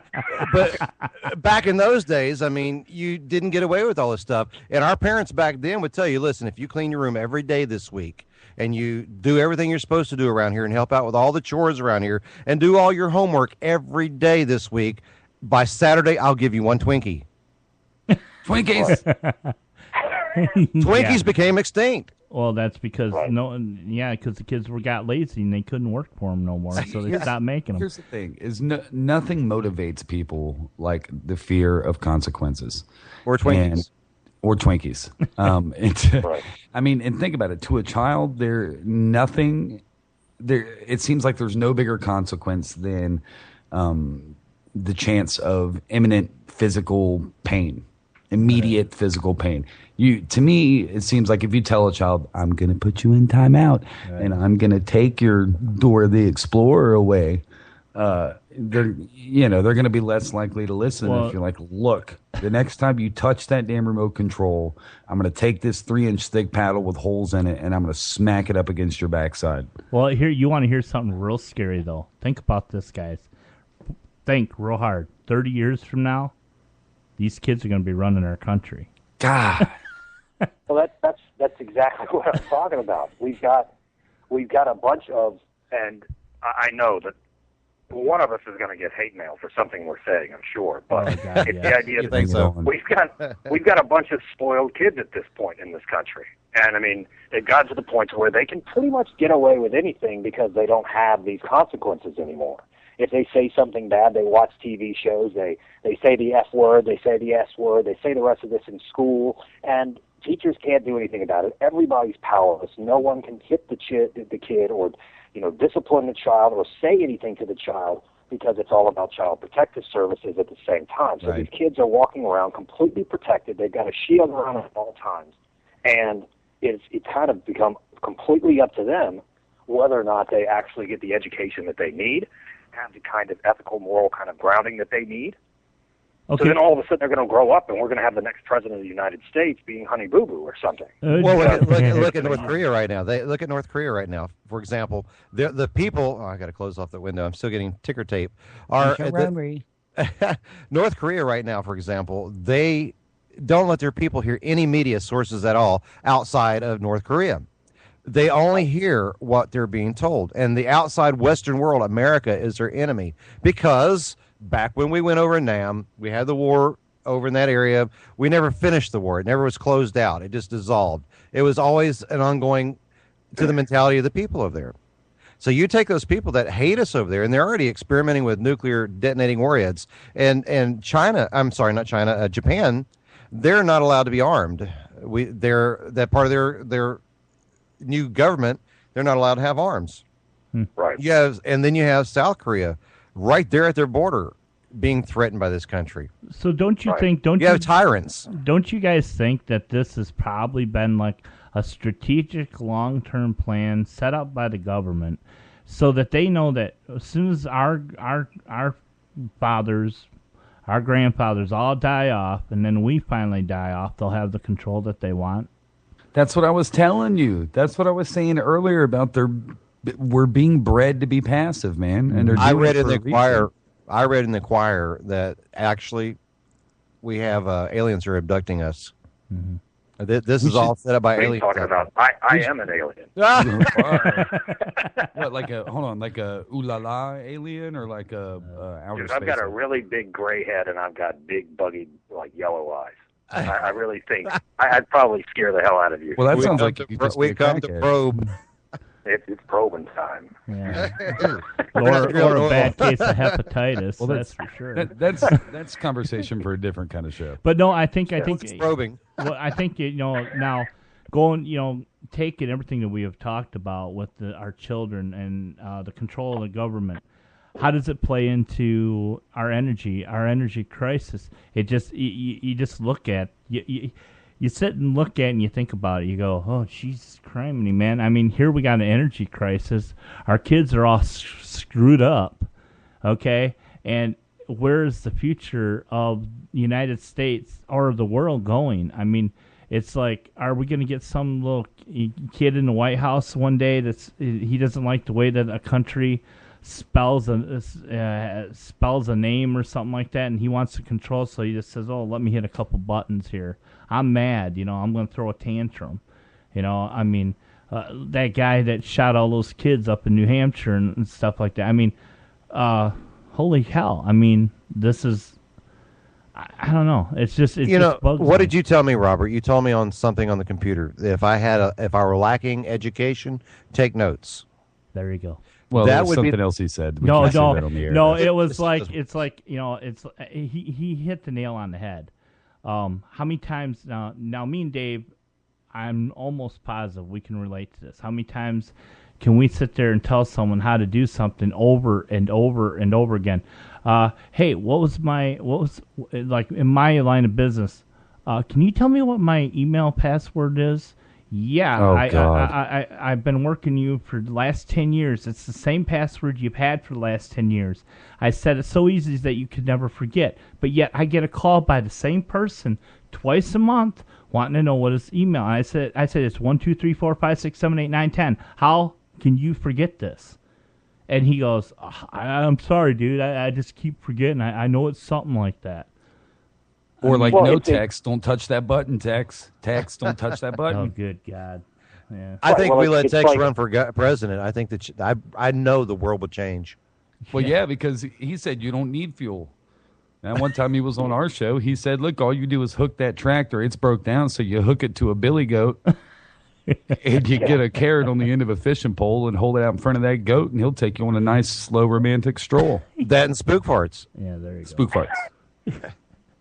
Inside joke. Well, it's like we've got to somehow instill into the society something about just personal responsibility.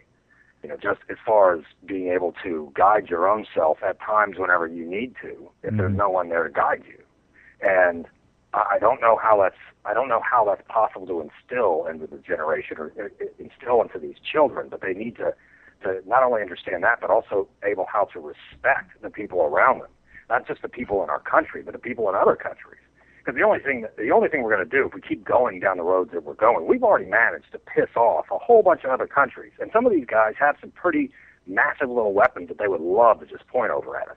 And we're sitting here worried about what happened with Katrina or what's anything massive like that. But just imagine somebody dropping a nuke. There'll be some rednecks sitting out there thinking it's a fireworks show because they're so messed up from the chemicals that they've been ingesting all their life. Yeah. But you know what? Right. It used to not matter if we pissed anybody off because we weren't pushovers. It's like, oh, we pissed you off, we'll deal with it. But now it's like we tell people, look, if you mess with us, we're going to kick your ass. And we don't follow through anymore. Well, that's what a little country just recently told us because we're the bad guy.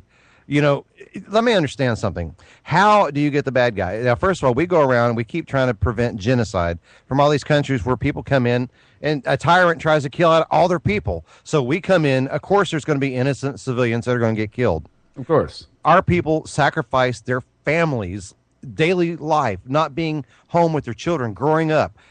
I was offered a job recently performing for 7 months or more, being gone from my children. I couldn't do that. But these Army guys, Marines, everything, they sacrifice their life away from home to keep world peace. Now, we could sit there and we can criticize, we could chop up, we could do all what you want with it. But the fact is, there are people out there that want to kill the world's population one way or another. It's all about greed. Yep. Somebody has to step in and say, this is not going to be allowed. Now, when we do that, then we are all of a sudden the bad guy. Well, of course. Of course. Well, I mean, I totally agree with everything. But who's calling us the bad guy? Needs to be, the other bad guy. A world policing kind of situation of some kind to keep everybody in check. I mean, it's... Okay, now what happens when we are the bad guy and they come in and put us in check and we're shut down under martial law? All these things that you had... Where do you think this is all going? That's exactly right. That's what the point of the question. When this happens, there's a lot of things that's going to change. Justin Bieber may be having that Billy Goat pushing that Lamborghini around. Right. Oh, my God. That just happened. No, he won't have a Billy Goat. He'll have his little freaking little pony or $1 million pony pull. Yeah, I mean, the might have his mom. Well, it makes sense, though. I mean, where's it going? It's going for that. We don't have. It's going to be martial law. People, this is what gets me is a lot of people. Dave, you said earlier they go on with blinders. That's like these things across. It's just like we sit here and we go, "Oh, it's not going to happen." And even the rich people. This is what gets me is the people with money. What good is their money going to do when the economy collapses?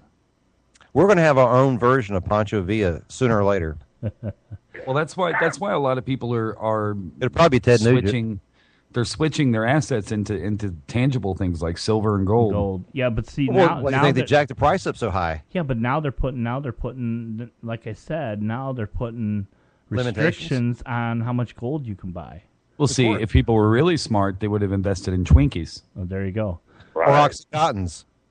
Or Twinkies. Yeah, whatever. I think every time we say Twinkies from now on, there needs to be like like the angels sing in the background somewhere. Oh, Twinkies.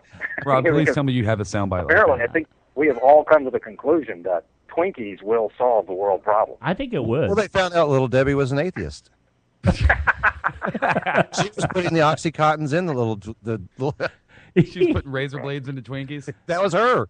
Driving an ice cream truck. God. I'll get them. And your little kitties, too.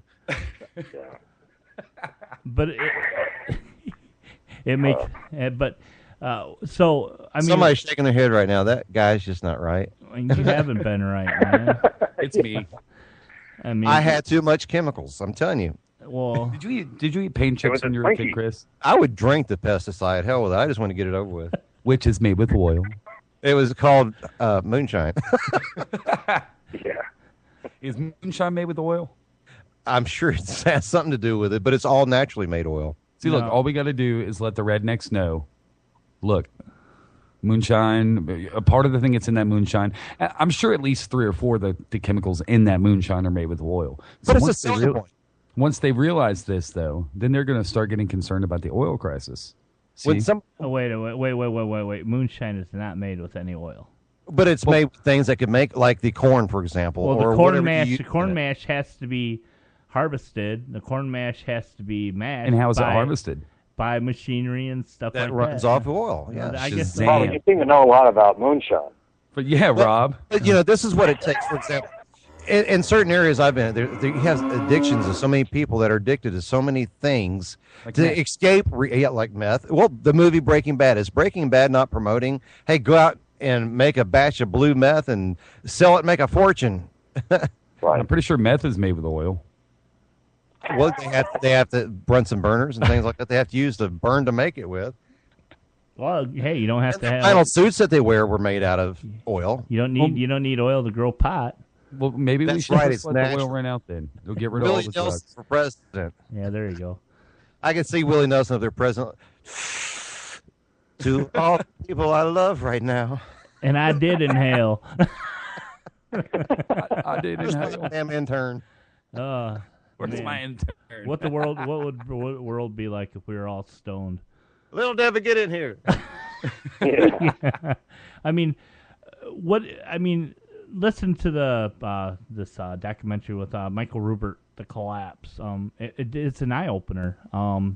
What we have, the crisis. It's like he was actually talking in there, where when the economy does crash, what's going to happen? And he pretty much says, well, the first people who are going to die off are going to be the people who need all these medications. Like, think about all the people who are bipolar or have ADD and standing in the street can't figure out if they have to turn right or left. You know what I'm saying? Pills pay from chemical companies, which are oil products, to make the pills that you have to take. Yep, and all the elderly people in the hospital who need all their medications and stuff like that. I mean, what is it going to consist of? What is it going to take? How is it gonna be any better? I mean, I think if it's a world collapse tomorrow, it's going to be like the sun exploding, in the sense of it's going to take 7 minutes for us to figure out what's going on.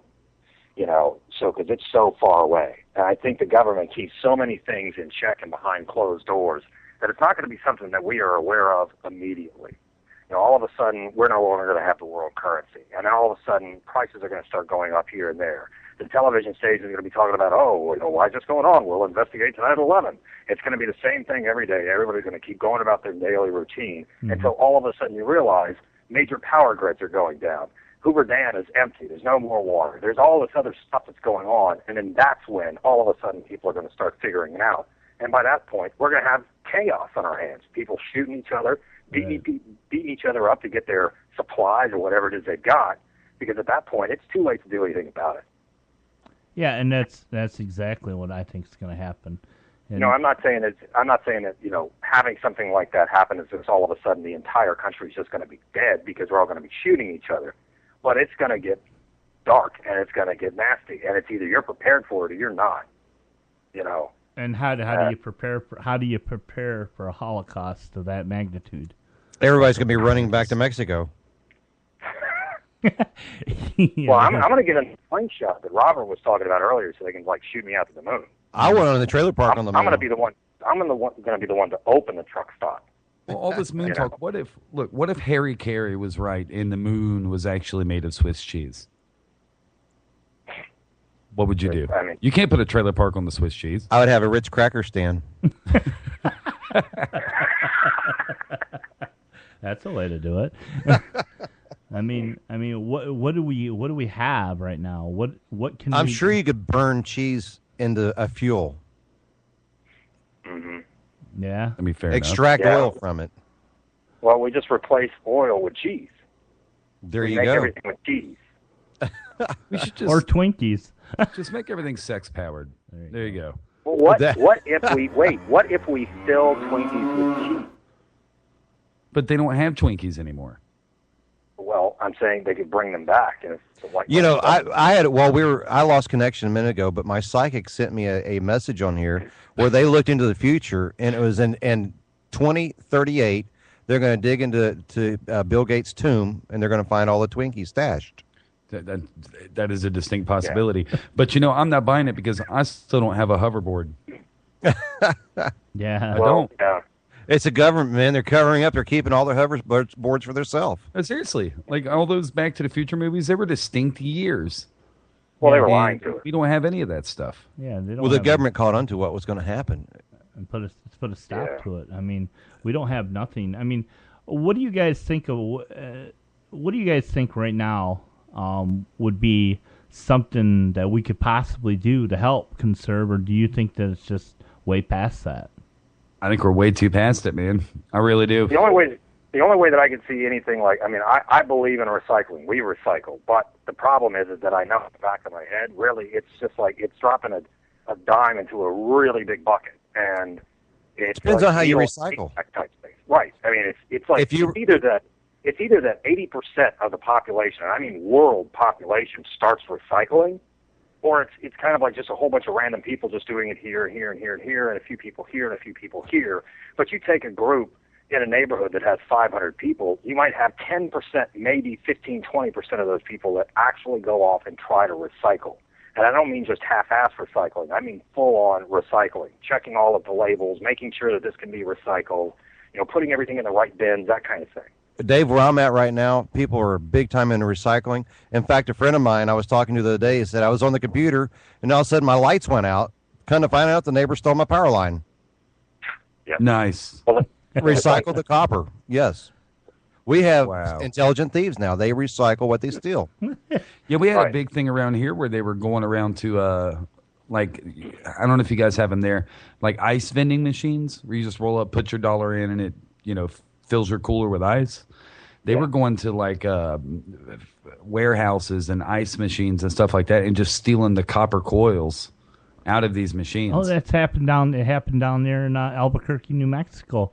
A company that I work with down there, they come in one day, they have no power in their building. They go out, get the power company comes out and says they stole all your copper wire out of coming into your building.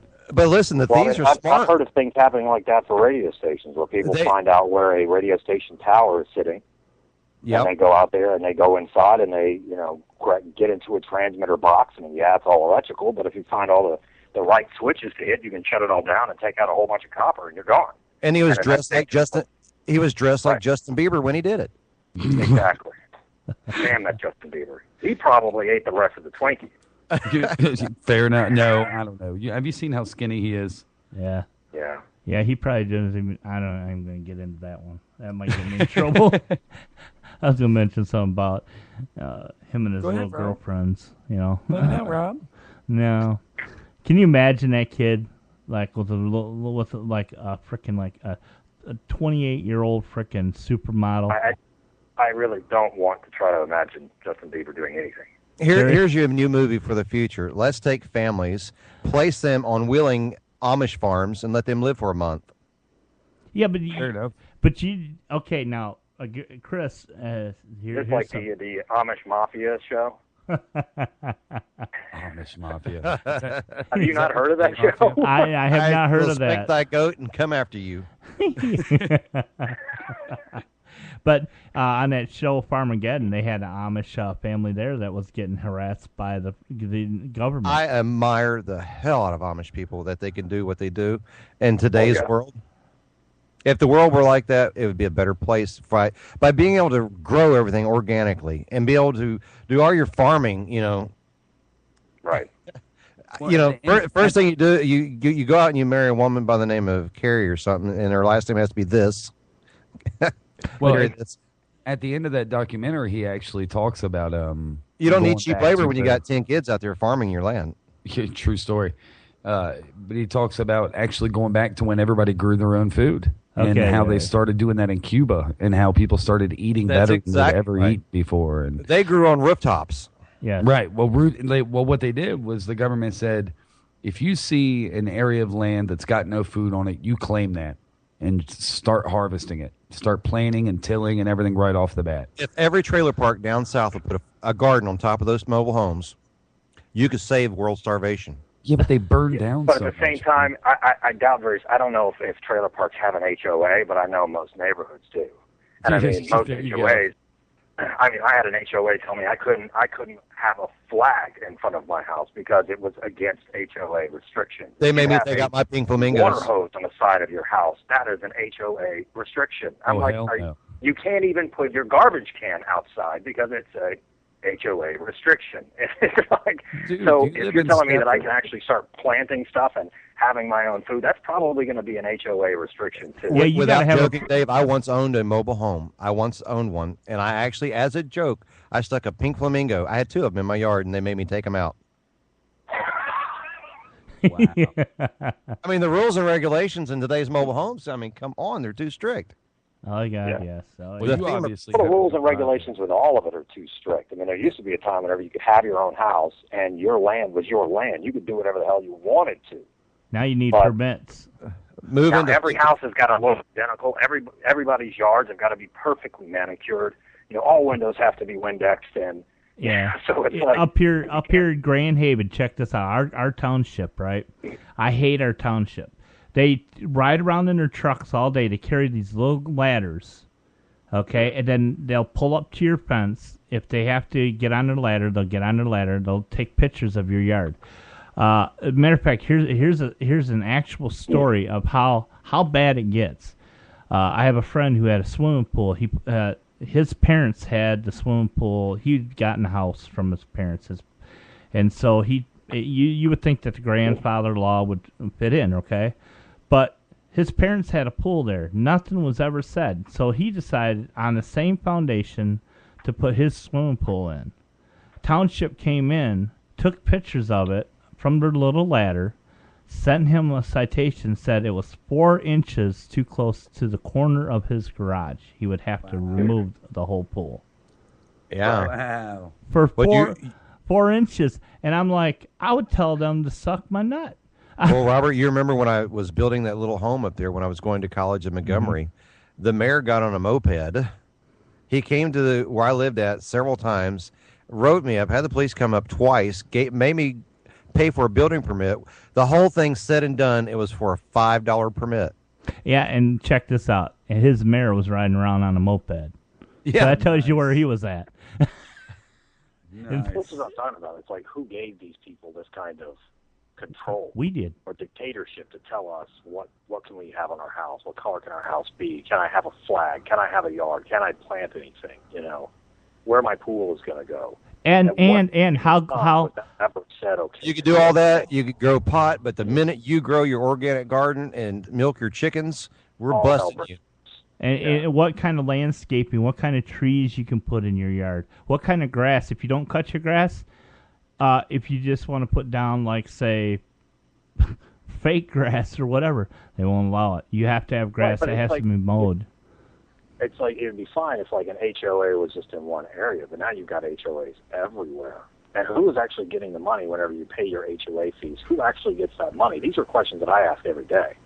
As far as who is actually getting that money, who is getting money that we're giving, and who is deciding what the rules are. Is the government? It's like little governments, man. We have people that are actually in the Senate that actually runs. You have all these people that are passing the buck onto somebody in the Senate to pass things. Well, they have an HOA czar, is what it is. There you go. They do. they appointed an HOA czar. Does that mean that we have like an HOA mafia too? Like, the right. Black Ops HOA people who come around and, Well, they're actually hand in hand with the gay mafia. Follow the rules. If you have a permit, you could have that pink flamingo. You could have a pink flamingo if you pay a permit. Nice. Well, that's what everybody wants money. It's all about money. That's all it is. Well, see, this is what it all goes back to what I was saying before. The political, anything that has to do with political, it's all about the money. It's not about the country. It's not about the area they live in. It's about how much money that they have, how much they can line their pockets with. What's their retirement plan? How much millions of dollars can they get for their retirement plan? Yet, the people that they're supposed to be representing are out of jobs. Single moms are losing their jobs. They're having to move in with other people. Unemployment is just phenomenally blown out of proportion. Now they have no more extensions, which I guess. Robert, let me. You know where I told you that a while ago about Hillary Clinton, what she said. I didn't read the next sentence after that. Okay. So it said, let me repeat this. Wait, now. Is this just in case you can't trust the American for their choices. Government has to make those choices for people. Unlike my asshole husband that had sex and inhaled. There you go. Nice. Touche, salesman. I didn't even get that one. I'll take three of whatever you're selling. Well, I mean, he was like in a rush. He needed to find a place to put a cigar. Right. So of course. I mean, Monaco was just a handy place. I mean, she became a cigar. Here, let me slip this up here. I need to moisten it up so it doesn't burn so quickly. Oh, yeah. Wow. Look, guys, this really got out of hand quickly. But anyway, that really escalated like very, very quickly. Well, we have to do that. It kind of breaks up the scariness of it all, Well, I think Ryan had it. I think Ryan had it a while ago. To solve the economy, we need to have sex farms.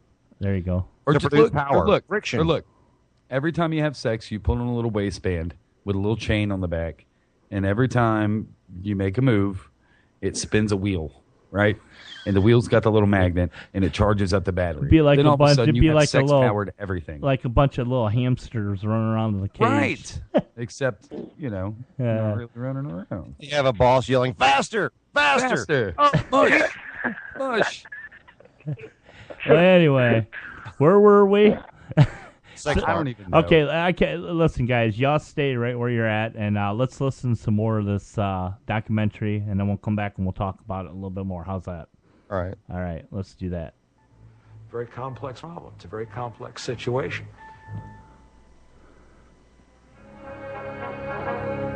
Just start working now, otherwise we won't have time. We're going to be out of oil within a few years. In doing this sort of pulling archival footage for this film, I found at least 10 examples of people in the late 70s talking about this is the end of oil. This is like end of a way of life. We're hitting a new era. This situation is destined to continue. People look at that footage and I think that they can feel that it's somewhat alarmist, given that we were able to continue our way of life for another 30, 35 years. Do you see any parallels between that time and now?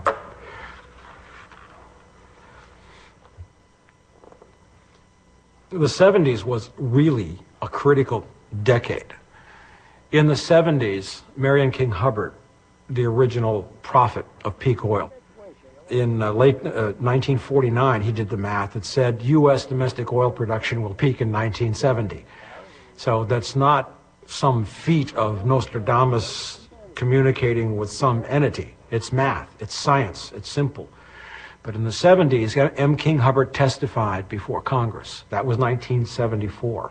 In 1976, President Jimmy Carter said, man, we cannot use as much energy as we have been using. To use energy more efficiently. That's when solar panels went up. That's when he started. He knew.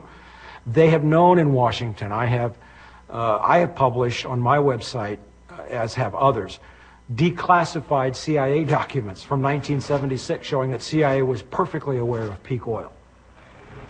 In those days, of course, when the situation appeared to be normal, when people had jobs, they had vacations, they had credit cards, they had credit lines, everybody's talking about growth, growth, growth, buy, spend, consume, and everything seemed to be working. Yeah, we were called alarmists. We don't live in that world anymore. Americans were on the way to owning millions of cars. 800 million internal combustion powered vehicles on the planet. They all run on oil. It takes uncounted barrels of oil to make those cars and engines in the first place. And you cannot plug any new technology into an internal combustion powered engine. With 7 gallons of oil in every tire, nobody will ever make 800 million new internal combustion anything because there ain't going to be enough oil. Ethanol is an absolute joke. First of all, a very brilliant scientist, David Pimentel, took the concept of net energy. How much energy do you invest versus how much do you get in return? And he concluded about a decade ago, I guess, that it takes more energy to make ethanol than you get from burning it, which is absolute stupidity. Because you drive the oil-powered machines, etc., you irrigate, you use the fertilizers, you're burning all that oil and natural gas to grow it. Then you make steam, which is more hydrocarbon energy. You add more chemicals, and you come up with ethanol, which you can put in a car. Now, the Bush administration had announced a goal of having 15% of all fuel in the United States made from ethanol, I think by the year 2015. They forgot to tell you that that would take all the arable land used to grow corn to do it. Canadian tar sands isn't oil.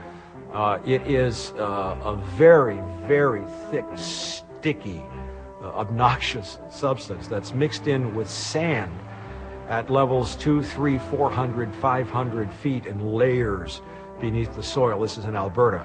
And they literally strip mine thousands of tons a day. They put them in these huge oil-powered dump trucks and drive them to a place where they then wash the sand.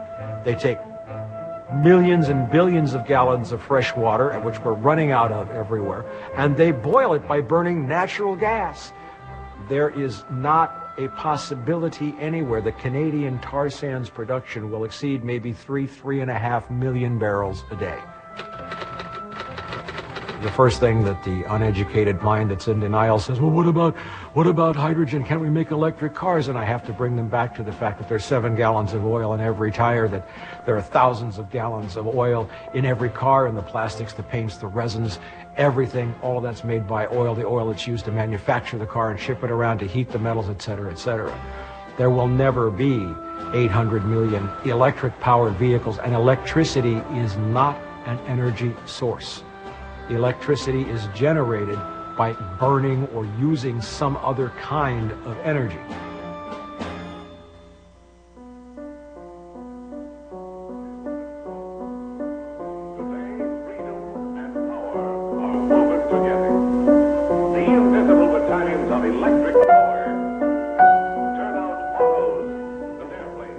It's clear that electricity is the key to industrial civilization in that it powers our refrigeration. It runs the water pumps that pump water out of the New York subway system every day. It allows us to commute electronically, charge our cell phone batteries, preserve food, run operating rooms, etc. The subject of alternative energies. There is no such thing as clean coal, and there never, ever will be. Why? Carbon sequestration is enormously expensive. What it says is essentially is you capture the CO2 and any other greenhouse gases emitted.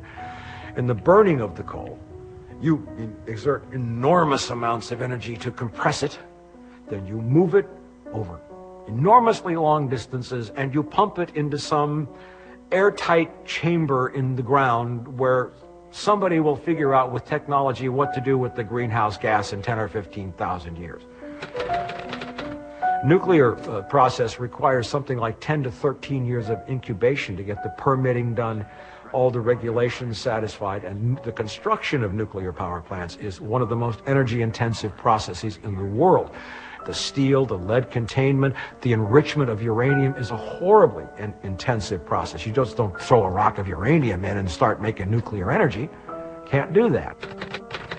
The first and obvious problem with tidal energy is that it has to be generated or collected near a coastline. Salt water is extremely corrosive. There's an enormous net energy cost in manufacturing the machines. There are only 2 alternative energies which can really have an immediate impact, an immediate benefit. Now, the problem with plans like enormous wind farms in Texas, Oklahoma, Colorado, the fundamental law with electricity is that it's drawn off right where it's used first. Yes, you can transmit electricity over long distances, but people don't think about the energy that goes into transformers and how much copper is in power lines and all the maintenance that has to go to that grid. So when you see really ridiculous commercials that say we could have a solar array 96 miles in the desert, they don't even think about the fact that that electricity is going to get used in California before it goes anyplace else. Just, if you saw this movie and you didn't know who you were, and you were just curious what your credentials are in terms of understanding this information.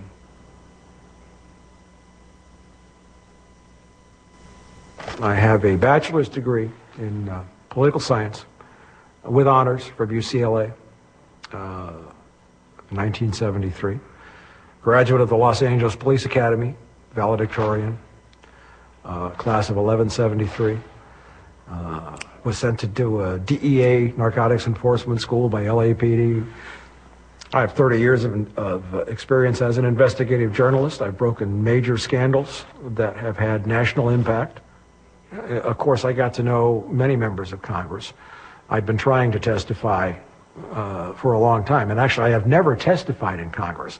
I did, at the request of the Senate Select Committee on Intelligence, submit written testimony, but after they read the written testimony that I was going to submit, I never got called to testify. I've written 2 books, one of which is in the Harvard Business School library.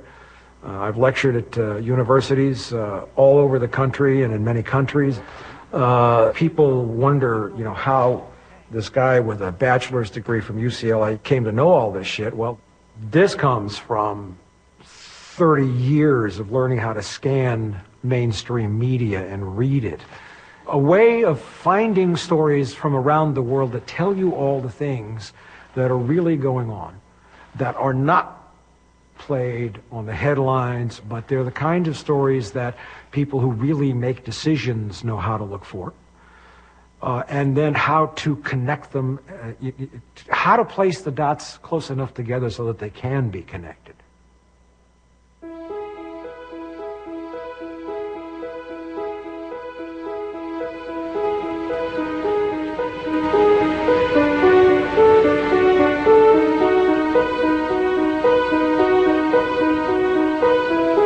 The soil is the place from which all plant matter gets its nutrients. And if you keep sucking the nutrients out, the soil is useless.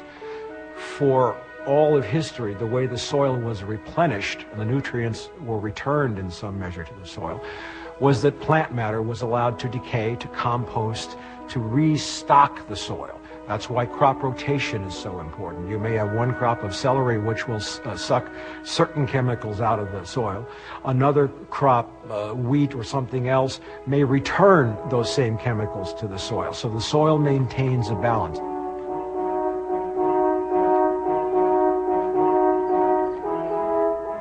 It's kind of sad because we as a species have become so disconnected from the earth. We don't have any real contact with the earth. We don't have any sense of its functions, its feel, its nature, its seasons, its timing. First of all, the topsoil on which food is grown now is nothing more than a sponge onto which we pour chemicals that we get from oil and natural gas. And without those chemicals, the soil has been turned into a junkie. The soil is worthless. So when you plant a crop now, what happens is you drive an oil-powered machine, drives along, and it plows. Then you drive another oil-powered machine, and it drives along, and it plants. And then you irrigate. Well, how do you irrigate? Well, that water is pumped by pumps that are powered by electricity. Where does that electricity come from? In the United States, it's either coal or natural gas.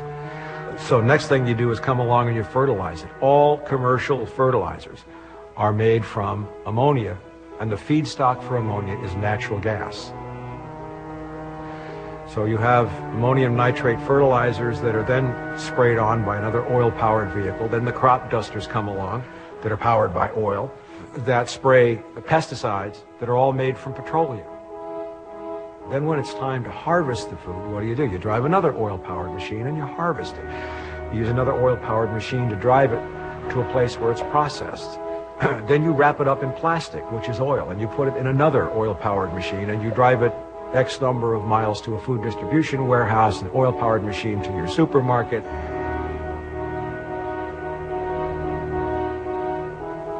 The way food is grown, produced, and moved around the world today, it's an enormous waste of hydrocarbon energy, which doesn't make sense.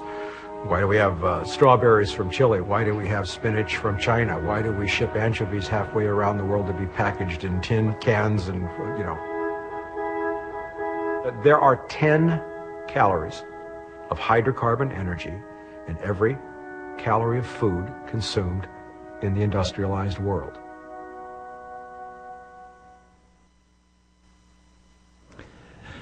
So what do you guys think about that? I have a problem with what he's saying. Okay. Well, first of all, if I were going to make something for the world to hear, I'd be yelling at my family, turn that damn TV down. Who's playing the piano? I'm trying to talk in here. Well, it's costing energy. I'm spending oil. And damn it, we're having beans for dinner again. All I have is gas. So what do you think, Dave? What was your opinion of that segment there?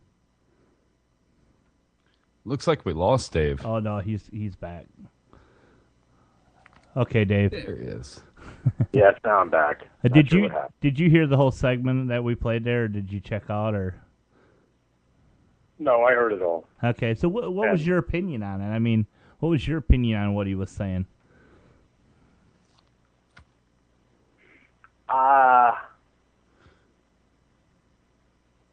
Parts of it I agree with. Can we hear it again? No. Parts of it I agree with. Parts of it, I was trying to figure out how to say it. It's just, I kind of agree with what the other person said. What turn he everything said, else Aaron. off and just, I don't know. Get what he's saying, and I understand the depth of what he's going through. It's just the way in which he's saying it, and parts of it is just kind of strange. Well, see, to me, this is me. I've watched this show probably about a dozen times to make sure that I understood everything. I watched Farmageddon. That's another one. And then, God, I don't know how many ones. But here's what he's saying, we waste so much energy just even producing our own food, and we have contaminated our soil. We've done a lot of other things, and we have to. It's like everything that we do. We have to start new from the ground up, and I'm talking about right down to the soil, to the water, to the seed. We have to have our government. Just if every country did what Cuba did, take the land, plant organically. Make everything fresh again. But we can't do that. And then vote in. Where you have to if you have to give the government an enema and clean out. Yeah, but the thing. What's with you and probing tonight, Chris? I don't know. I don't know. Everything you say has something to Talking do all with this shit tonight. with that particular orifice. Yeah. But anyway, I mean, my opinion in this whole thing is what he's really trying to do is he's trying to make you understand that our oil reserve is running out. How are we going to grow food? How are we going to generate power? How are we going to live our lives day Listen, after why? day? And one step at a time, because if we take the whole thing at one time, it gets too complicated, and I don't think there's ever one proper answer to anything. But however, how are we going to get things straightened out?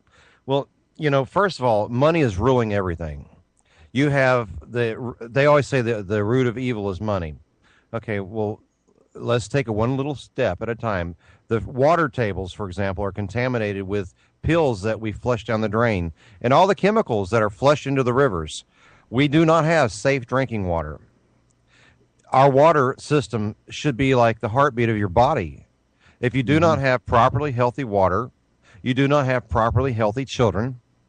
We have to learn and live by a stern set of rules.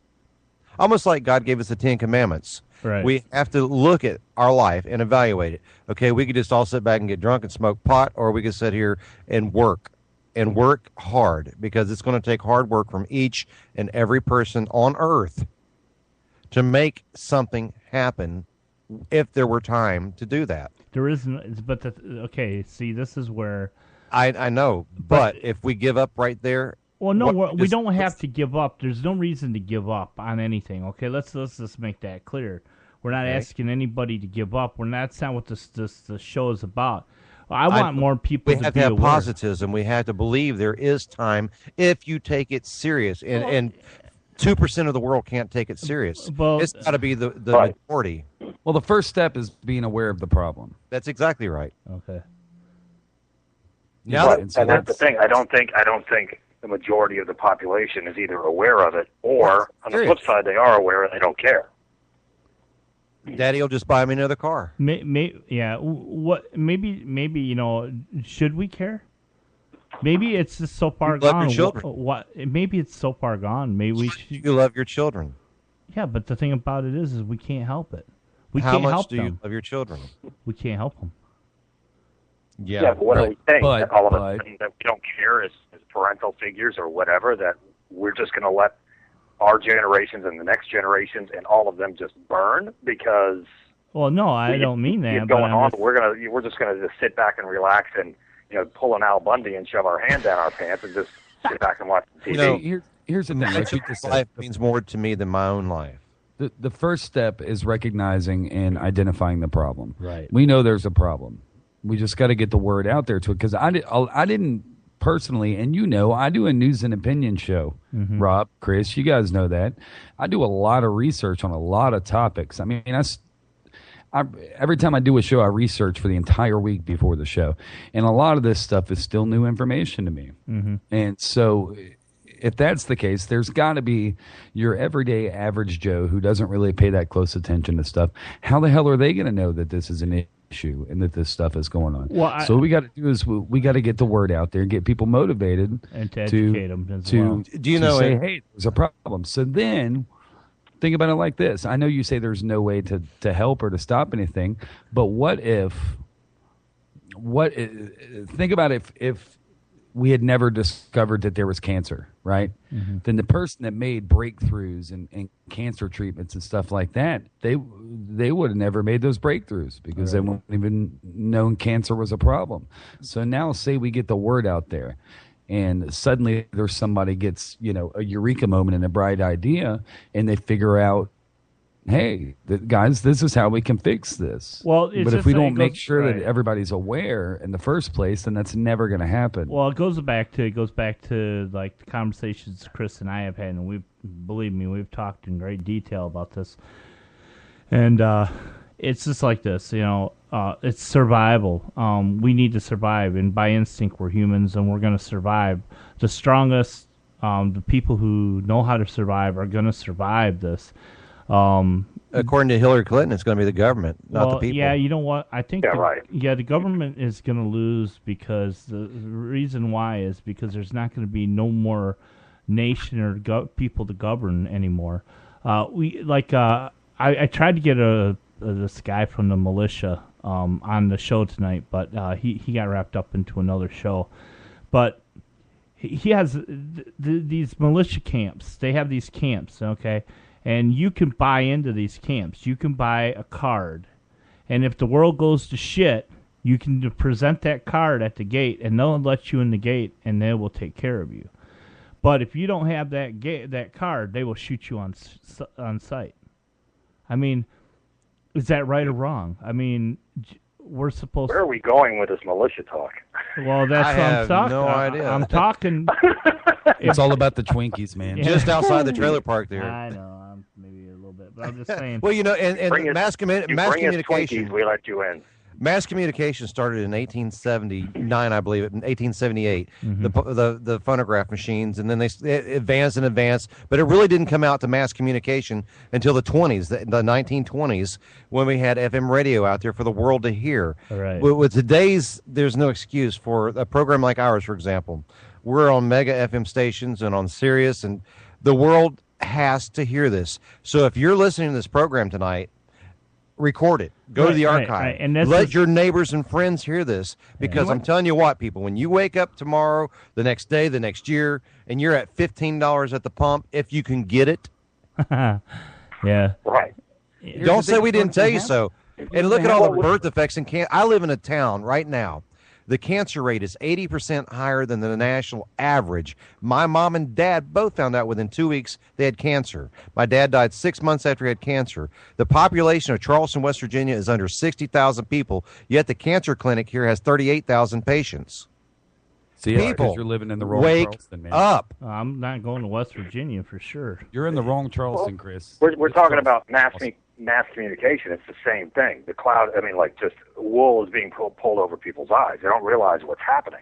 I mean, originally you had radio stations, FM, AM, whatever, spread across the country, and there wasn't as much connectivity between all of those.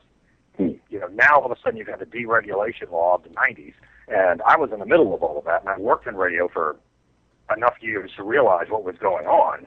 But now you've got Clear Channel with basically control over everything. And then you've got the government coming in and mandating that all of these stations have to carry EAS. And I believe that all of these stations need to have some kind of EAS broadcasting system. I totally agree with that. The way that they are trying to do it, though, just like if you look at what happened in the last few days, there's all kinds of talk in the radio industry right now because somebody hacked into the EAS unit and then started throwing out warnings about zombies are coming. And this happened on numerous stations across the country. And what are they going to do? They just now realize that there's a major hole in their security. It's the whole communication is controlled by one entity, the government. Now, first of all, if you put somebody on certain FMs, for example, and you say the F-bomb, there's a huge fine on that. Now they'll take oil. Sir, we're going to take your gasoline if you drop F-bombs.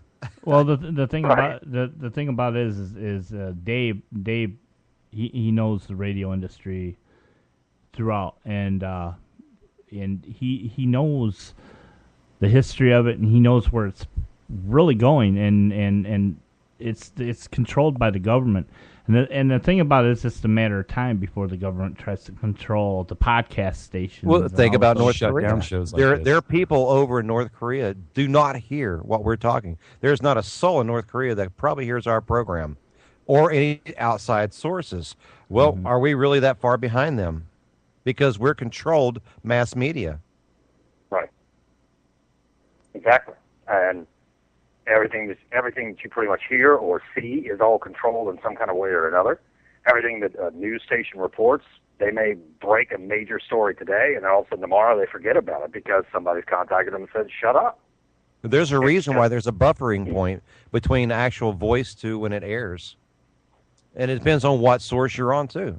Some have longer buffering points because, let's say, for example, if somebody accidentally ripped off Janet Jackson's shirt top on stage and there's a boob, they could have prevented that for a lot of people seeing that, but some things are meant to be. Yeah, I mean, I'm certainly not saying that broadcasting as we know it is dead. I'm not saying that. It's just that it is not what everybody has built it out to be anymore. It is not. If you listen to shortwave, it's different.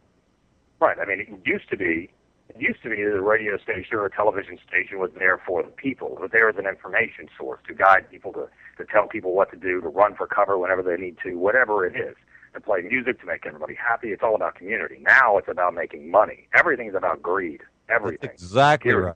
The government, and then it all goes back. It all points back to our wonderful government. Listen, if you lived on the side of a man that was, say, the CEO of Exxon, and he was making billions a year, how hard is his job? I mean, really. Well, I mean, you never know. But we're paying for his salary. Fair enough. Out of the pump, every time you go to that gas station, we are being raped by our own government that's not controlling what's happening here. No, we're being surprise sexed. We talked about surprise sex, yes. Right, but at the same time, they're jamming down our throats that everything is being regulated. Radio is regulated. Broadcasting is regulated. Your gas is regulated. Everything is regulated by the government, so everything is under control, so you don't need to worry. I reached in my pocket at the gas pump the other day and pulled out the government ding-a-ling. No doubt.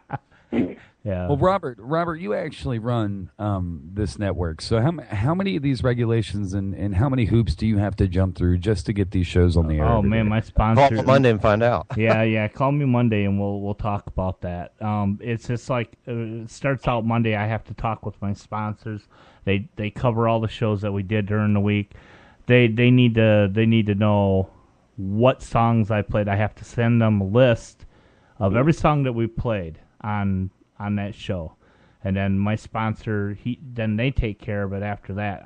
After what he does, don't ask me what he does. Dave could probably tell you what it goes on. We're talking about the big, great, wide open at this point. I mean, they have been trying to mandate some kind of regulation to the internet for God knows how long, and the FCC is not really having much luck.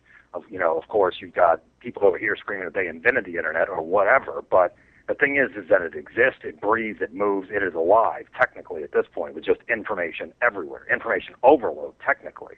But these radio stations, television stations, whoever, they're trying to find ways. The only problem they've got right now is figuring out how to monetize all this stuff.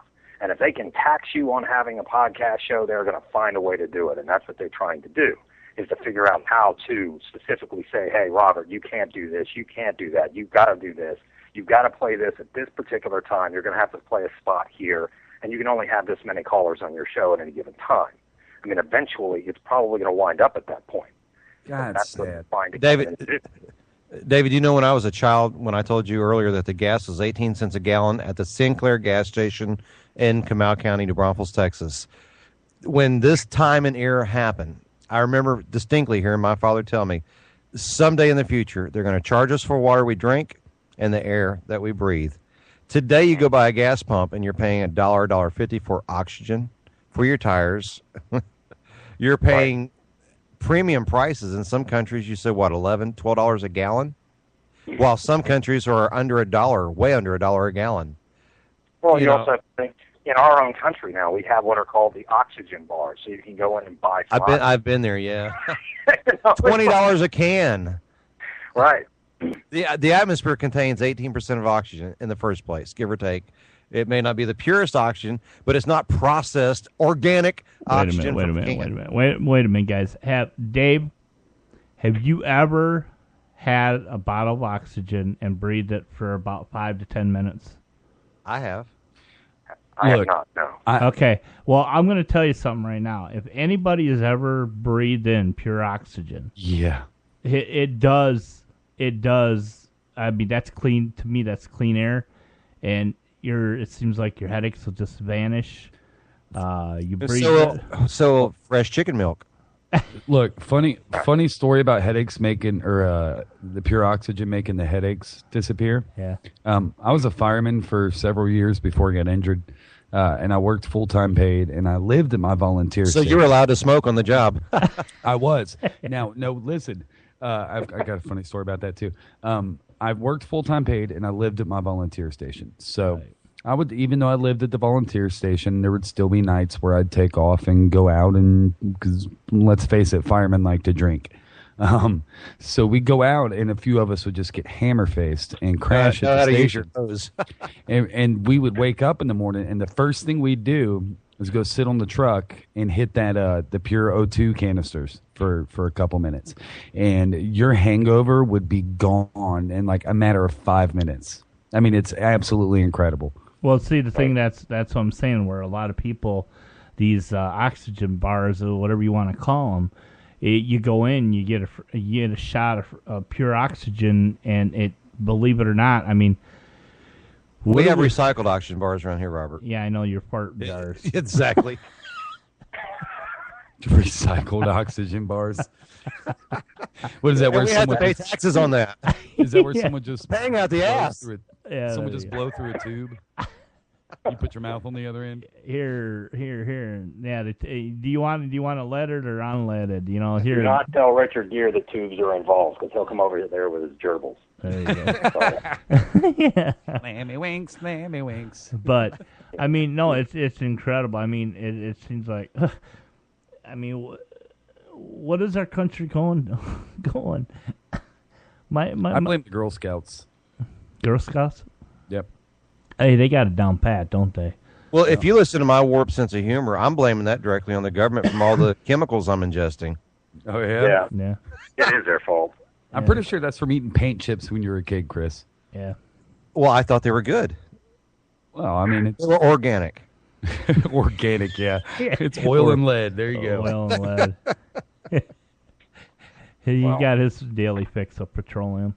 Yeah, it's just like everything. My point with all of it is, though, I'm sorry, go ahead. No, I was just saying my point with like the oxygen bars and all the rest of that. I'm not saying that having an oxygen bar is bad. What I'm saying is, technically, all of this these are our free rights as far as we get to breathe air, we get to have water, and these are things that originally we weren't as abused or, as you say, raped at the cash registers and stuff for a lot of this stuff. You pay a breathing. All of a sudden, these companies have realized, hey, we can make a lot of money off this stuff, so we're just going to go ahead and monetize everything, and we're just going to be greedy, and we're going to have our 6-7 year salaries, whatever it is, every year. And so now all of a sudden the American population is spending so much more for a gallon of milk, or so much more for just one bottle of water, for instance. Okay. Let me ask you guys something. How many of you guys drink water, buy bottled water? Well, we all do. Do you, Dave? Even your 6 gallons that you get there is bottled. Okay. How many people now? Since you've I went off and I decided I have a Brita, a pure water filtration unit. My dog drinks out of a toilet bowl. Who needs water when you have beer? Yeah, exactly. But where does that water come from? But the thing about it is well, don't they make beer with water? That's what I always thought. That's why I drink that. I don't know. There you go. I drink Probably from where my dogs are drinking. I drink PBR. I was under the impression they just pissed in the thing and let it ferment. Yeah. But no, I mean, people buy water when you can get water out of the tap. But it's like one day we ran our water bottles that we have in the house. I get 5-gallon water bottles. We have a machine in our house that's you tip the bottle upside down, we fill up that's what we drink. And one day our guy was late, and so I had to grab a glass of tap water, and I tasted it, and I go, man, that tastes horrible. I'm like, what the hell is in this? And then, it's city water. It's got chlorine in it. It's got fluoride in it. It's got everything. Pills. It's got... Well, it's just like what he was just saying earlier. That's a major problem that nobody's even seeing. We do not have clean water, period. Right. I mean, and that's everywhere. It's not just in select cities. It's everywhere. We do not have clean water. And when you got to feed your crops with Agent Orange to make them grow better, and we're trying to promote, I'm not saying Monsanto, for example, is trying to promote these genetic plants around the world to grow. You may have tomatoes that can grow in a desert. You may have carrots that can grow on top of Mount Everest or on the moon, on the dark side. I'm elaborating, exaggerating, but really not that far. I mean, we're putting contaminated water in these things. You think that's not true? Go anywhere in California, like around L.A., and look at their concrete river system. Those concrete rivers are irrigated, Bakersfield, places like that are feeding their crops. If you take that water and you sample that water and find out how many chemicals are in that water, oh my God. You would not want to eat anything on there. No, it would surely be a birth defect thing. That is the other part of this whole passive people just becoming so passive that for them, they go to a store, they read the label on a box, and they take it exactly what it says. They say, oh, well, this is healthy for me. I'm going to eat this. This is good for my heart. And, oh, this has a good amount of calories or whatever it is. But really and truly, do you really know what's inside that box? Most people really know. It's like there's so many chemicals being used in so much of this stuff that people just aren't made aware of. And the FCC has said, well, hey, really, there's going to be a certain amount of bugs in your food. There's going to be a certain amount of this in your food. And there's going to be a certain amount of this. So we don't even need to list it on the label. Well, see, that's why you just drink Pabst Blue Ribbon, because who the hell cares what's in it? Right. Let's be honest. The more you drink, the better you feel. When your ingredients have words too big to spell and say, you probably shouldn't be ingesting it. You should not, no. Right. So it's just a matter of figuring out how long is it going to take for Charleston Heston to be running down the street screaming Soylent Green. That's the only thing I'm wondering at this point. When you eat corn and it comes back out on the cob, something's just not right. You're like, whoa, what happened here? Well, how'd that cob get up there then? Before you can flush it. There you go. There's another Chris Allen coming from an orifice. He's as you can see, he's obsessed with that. I was drinking city water. You do have a slight fascination tonight, Chris. I dig it. It's I don't judge. Orifices is penetration. I don't judge. Probing. You're into what you're into, buddy. It's cool. We are in America. Stranger things have happened. Yeah, like tech. Well, at least you're not kin to me. Yeah, no doubt. Well, it's just because you're in that Charleston. Oh, See, okay. people are normal in this Charleston. Right. Well, I mean, when I came here and I heard the word strip mining, I'm like, holy crap. That'd be awesome. Get up here, get your clothes off, get dirty. They do. I'm telling you. You thought it was going to be like strip poker. I really did. I mean, I'm told by a true hillbilly. Did you show up at work the first day? Whoa. Am I the only one naked here, or what's going on? All of a sudden, you're in jail. Why are y'all dressed up like a Teletubby? Oh, my God. We just lost the show. I had actually completely forgotten about the Teletubbies, so thank you. I think the Teletubbies are actually in control of everything. They are trying to tell us something, because I believe actually, what if aliens actually look like Teletubbies? I mean, could you take them serious? No. Your leader. Yeah, okay, buddy. We are going to take over your planet. Yeah, you go ahead and have fun there, Pumpkin. I'll be the first person to whip a Teletubby's ass, I'll tell you what. Yeah, never mind. Please, no more probing talk. I was about to make a probing joke. Your buddy Tex, I would imagine him probing those Teletubbies. I can see it now. I wish we could get Tex on the phone tonight. Is he back in jail right now? Yes. Yeah. Back in what? Now. Jail. He's in jail again. What did he do this time? Jail time? for what? Okay, Yeah, what was it this time? Well, first time, this guy goes to jail. He's like got a permanent. It's like that guy in Andy Griffith. He goes in there and opens up his own cell and lays down. I swear to God, this guy's in jail. He got caught right sitting in the back of a woman's car, right, passed out in the car with no pants on. What the heck? Yeah. Yeah. I'm serious. I mean, this guy, Dave's never heard this guy. Didn't you say he got probed? Yeah, oh yeah. You don't ever want to talk about probing. Yeah, you don't want to talk about probing. Dave, if you've ever heard... If by the government or by aliens? If you ever heard this guy is beyond all right in the head. Well, didn't he end up going to jail for standing on top of a building and peeing on some cops? Yeah, that's the night he took what was it like? Wow. He took hormone pills Viagra. and No, Viagra. Viagra or something like that. Viagra, yeah, Viagra. He was taking Viagra and hormone pills that his wife or his girlfriend had brought home or something like that. I mean, this guy has a wife. He had a wife and a girlfriend that lived with him. His wife brought home the girlfriend from Walmart. She was sexy sounding too, kind of like Marge Simpson. Jeez, oh, Pete. Come over here and get you some. And if you, Dave, if I swear to God, if you heard this, you just, it's like go to the archives and listen to the his man cave thing. No, actually, let me play this one. Dave will get a kick out of this. Is I like actually that when it's wiggling his wiener. What's that? I like that one where he's wiggling his wiener at the neighbors out there. Oh my God, this is when he called into the show for Not Your Everyday Paranormal Show. Oh, this boy. is when Ryan. Now Dave, you gotta listen to Ryan, okay, on this, because Ryan laughs like a little girl through this. You know, I was about to piss in my pants. This guy, but I'll play the segment. It's only like a couple minutes. But he actually is a pretty intelligent person because you had him talking about certain common topics and economics before. Yep. And the answers that when I was listening in is like, wow, like that one we were talking about Muslim women. I did not expect to hear that coming. Well, let me play a segment so Dave can kind of get a feel for text because he'll enjoy a little bit of this. Area code 304, you're on the air. What's up? Hey, can you hear me? Yeah, we hear you just fine. Is this Philip?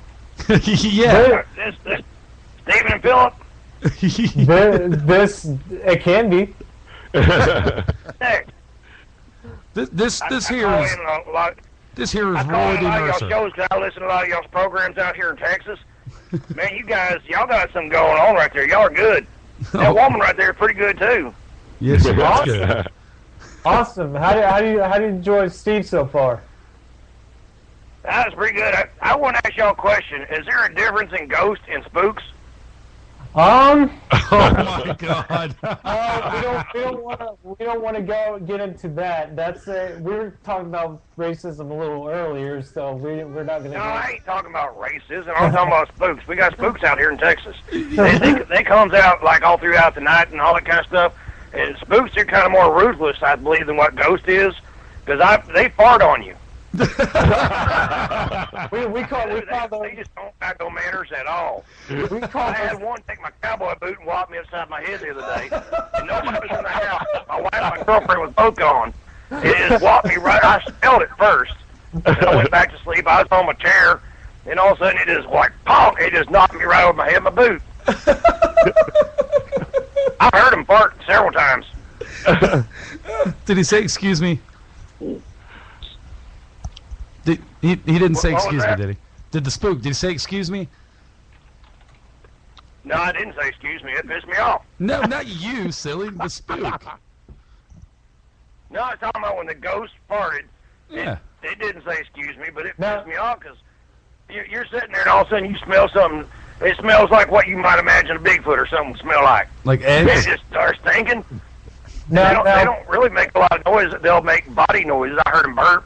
I've heard them fart. They've knocked a six-pack beer on my refrigerator before. Now, Colin, we call those ghost farts in the paranormal field. We call them EVPs. EVP. I heard that word before. Oh, yeah?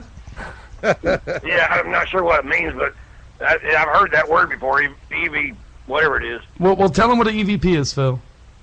EVP is basically an electric voice phenomenon. I was going to say poot. Well, that's not. Well, a fart is not voices that really. we capture in white noise that you can't hear with our audible ears.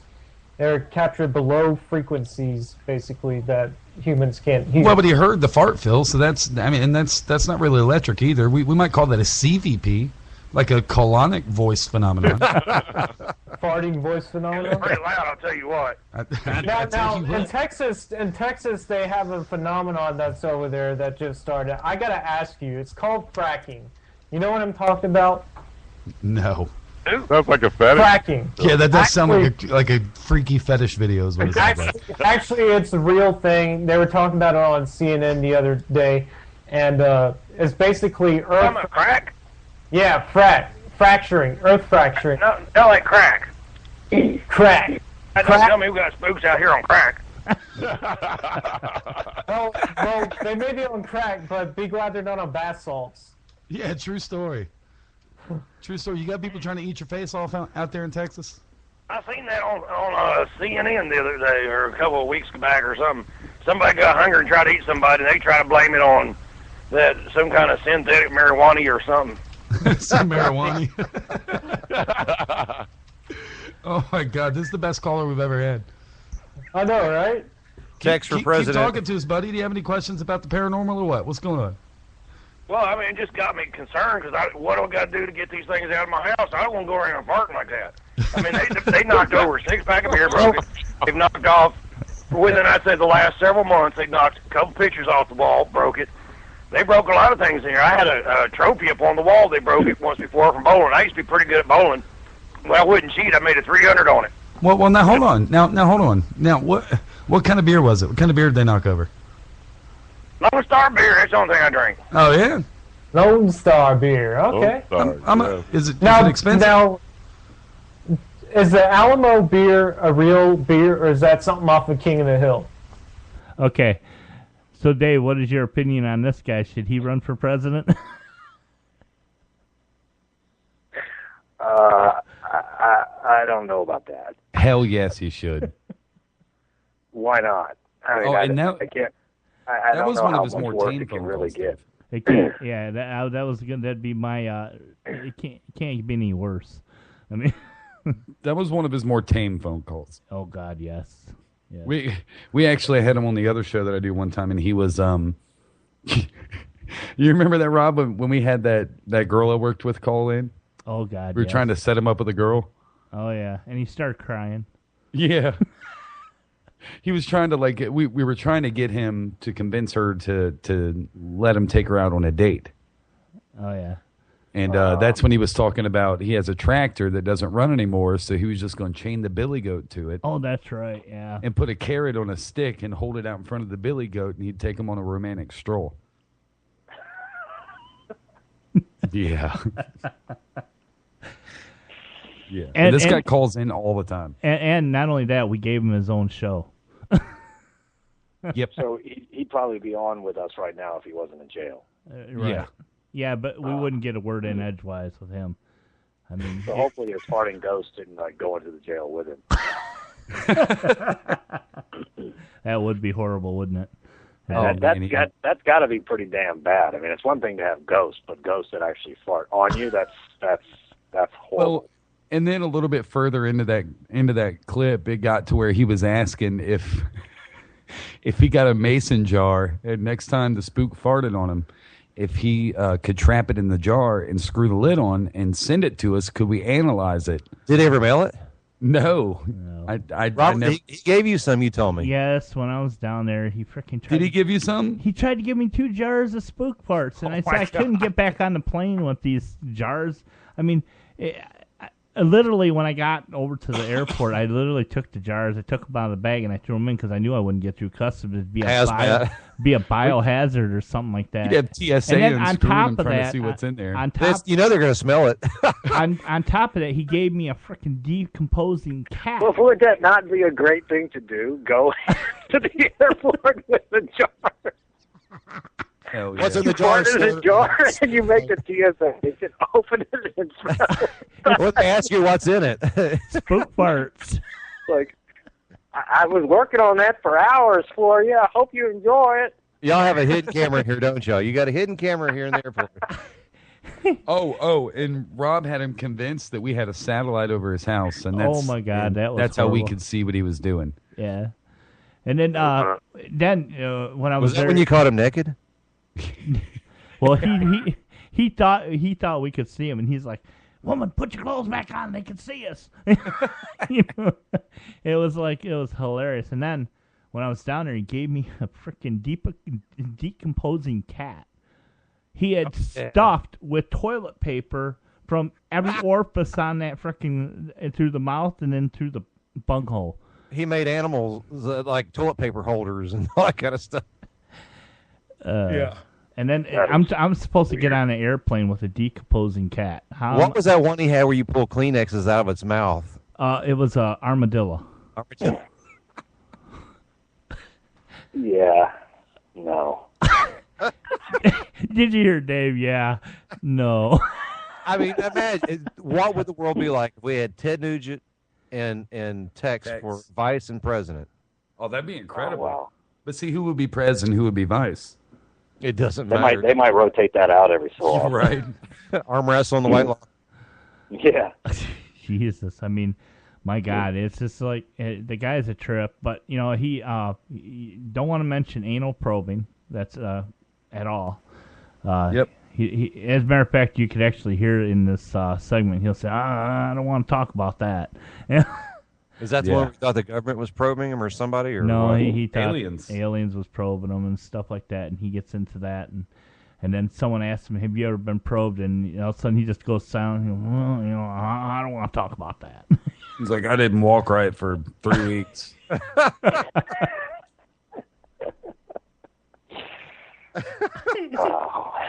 Yeah, he's a trip, man. I wish we could get him to call in on every show we I wonder had. if it's because of the water that he drinks out there that made him like that. I don't know, but you know, you want to. It's like I said, if you want to paint a visual, take like Yosemite Sam, okay, and then take his hat off, and he has real long hair, and when you take the hat off, there's no hair on top. It's like completely bald, but right where the ridge of the hair, the hat sits, you know, like if you walk up to him, you think he has a whole head of hair.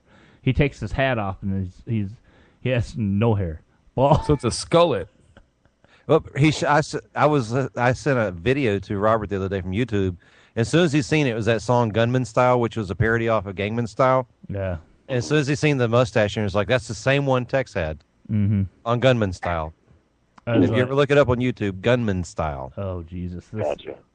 I mean, the guy is a trip, and then we give him his own show. I mean, because people love the guy. I don't know, and the first time I did the show with him, it was a flop. I have to say that it was. I mean, because it got cut short. Well, yeah, the guy kept freaking pounding on my mixer. Kept playing. Oh my God, it was so funny though, dude. Are you serious? That wasn't annoying at all. That was some of the funniest stuff I have ever heard in my life. And you hear me getting agitated. You know. Oh God, that's what made it so funny is how irritated you were getting. Man. And then he gets like, up. No, don't. Don't touch. Heck, no. I said don't. And then on top of that, right towards the end of the show, he gets up on his coffee table, he whips down his pants, he's whipping his thinger, going, "Look at me, I can whip my thing out too." You know, I'm like, oh my God. Yeah, some guy was out there wiggling his wieners, like he was just freaking out, couldn't believe it. So he pulled his out like, "I'm the king wiener here," or something like that. Oh wow! And you know, Dave, you know the sad part about this. Oh, Robert, it's all about the company you keep. Right? Did Linda ever get your tattoo on her titty? No. I hope not. I hope not. Whoa, hold on. Rewind that just a tick. Okay, go ahead, Chris. I mean, now Linda, the girl that was out there that kept stripping when you yelled, "Hey, Freebird." Yeah. Tex kept yelling about, look, she's got his name on one boobie. And I think he asked Robert or something about if she could put his name or something on it. Ain't gonna happen. God, that's incredible. This must happen. No, this has to happen. It ain't Robert. gonna happen. No, it ain't gonna happen. I'm not going back down there ever again. Or do the GHTR logo. Shazam There you go. advertise. And you know Linda goes around. Dude, don't you understand? If they put your name on her boobie, it's yours. That's right. I don't want that booby. Yeah, that's smart advertising, Robert. It's all about smart advertising. But exactly. It's all the size of advertisement too. I mean, it's all about putting it where it's going to be seen a lot. Yeah, but this was this a double D billboard, Okay, or but what wait a size minute, billboard wait a was minute. it? Wait a minute. He pierced her nipples with a frickin' crocheting needle. Ooh. Okay, and that's how he got a 5.5-inch gash in his forearm because she took a knife and gashed him in the arm. Oh my God! Now you listen to the thing. He says, "Yeah, I got this needle, this big needle," and he shows me the needle. I go, "That's a crocheting needle. It doesn't even have a point on it. It has like a fish hook thing on it." Ow! Wow! Damn! and on top of that, she must have some big nipples. He has a vice, and he had her put the nipple on the vice, and he took the hammer and drove it through there, and she stabbed him. So I mean, I would stab him too. Do you blame her? Nice. And it's like, then there's, I couldn't believe, it's like I stepped into a different world down there. I was Some people some tribes of people have a penis gourd. He has an animal gourd. Oh yeah. Good Lord. But I wish I could have been there. I'm going to be honest with you. I was a little bit jealous. Y'all might have been in jail. Because I would have just egged them on. Every time we went to do something crazy, I'd just been like, you know what? That's the best idea I've heard in a week. Oh my God, it was horrible. I mean, The whole time I kept listening to that trailer that you sent, I kept thinking Jerry Springer's going to knock on the door any minute. Right? Where's my royalties? I was like, but you can imagine me sitting in this, and I never met this guy. I mean, it took me forever to find this place, and he didn't even know his address. I asked him, "What's your address?" And he goes, "I don't wear no dresses." I'm like, okay. I mean, I'm sitting there. Oh my God! On his profile in the interview thing, that when they were talking to him, he was actually telling them that he had a lot of famous friends and people that he knew on a first name personal basis, and one of them was a former president of the United States because he fixed him up with Monica Lewinsky. That's what he said. That's what he says. We don't know. I can kind of almost believe that. It was either going to be her or Linda, probably. Either way. Yeah, so how do we go from oil to this? Well, it's getting towards the end of the Because show. it's just such an interesting conversation.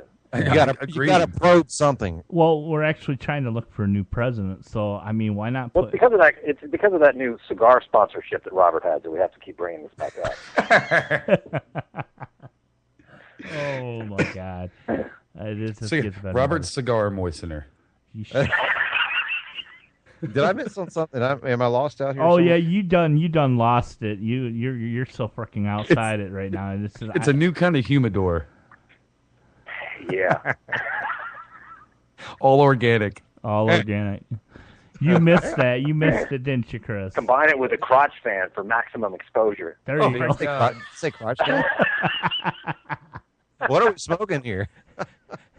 Oh, we're just having a good time. That's all. I just installed one of those pot-burning fireplaces. We had the Colombian Gold. Now we just got the Colombian Brown here. The brown round. With the whole corner. I called Samson. Who? Nothing. Nothing. What was that? What was that movie? Half Baked. Oh yeah. Let me ask each one of you, what do you think it would take, back on a serious note, if at all possible, to bring this country back on its feet and the world back on its feet? And start with you, Rob. Fire Congress, get rid of the president, and start over again. Good call. What about you, Dave? I think pretty much along the same lines, except I think we need to remove, it's not just the president and the Congress, it's everything. It's government officials, it's senators, it's the IRS, it's everything. Everything needs to be abolished and just start from scratch. So in order for that to happen, would America have to shut down temporarily? The government would have to shut down. So, but as far as as far as I'm looking at things like removing. I mean, why was you have to think back. Why was the IRS even created? They're a collection IRS agency was for the created government. as a temporary fix for what was going on at the particular time. So they can get a job with meant, rent to own. The IRS can get a job at rent to own. You know, it was never meant to stay around as long as it has, and it's broken. The entire system is broken from the, you know, financial districts, health, everything. So just tear it all down and start over somehow. I agree. I'm not sure of the exact fix. I mean, obviously someone's going to have to step in to kind of foresee this whole thing, or oversee this whole thing, but that goes the same with all businesses. I don't care how wealthy or how large or how small, even the small business owners like a pimp and his hookers. I mean, when do they get too old to work for you? As long as they're bringing in the money, that pimp's going to keep those hookers working. Well, somebody's got to employ single moms. I'm sorry. There goes the hate mail. Here comes the hate mail. Yeah. Ryan, what do you think, Ryan, it would take to put this world back on its feet? Twinkies. No, seriously, no, I think you're right. I think a good restart would be healthy. I really do. I think it would be healthy. But then you've also got to look at it like they're politicians, man. So, I mean, how do we know that we're going to end up any better off than we are right now? That's a good question. Right. That's a I mean, what do we just replace them all with people who aren't politicians? Do we just take super successful small business owners and, you know, hard workers, stuff like that, people who have worked hard their whole lives and succeeded? Do we just kind of put them in? Or, I mean, do you really want somebody like Bill Gates running the country? Hell yeah. Do you? Yeah. When's the last time you saw Microsoft tank? Well, you know, you got to consider too all the wealth that he has, because I've always felt like, you know, some people that are in a very wealthy situation, are they far from being actually the Antichrist? Are they doing more for the planet or taking from the planet? Now check it out. Did Microsoft require any bailouts? No.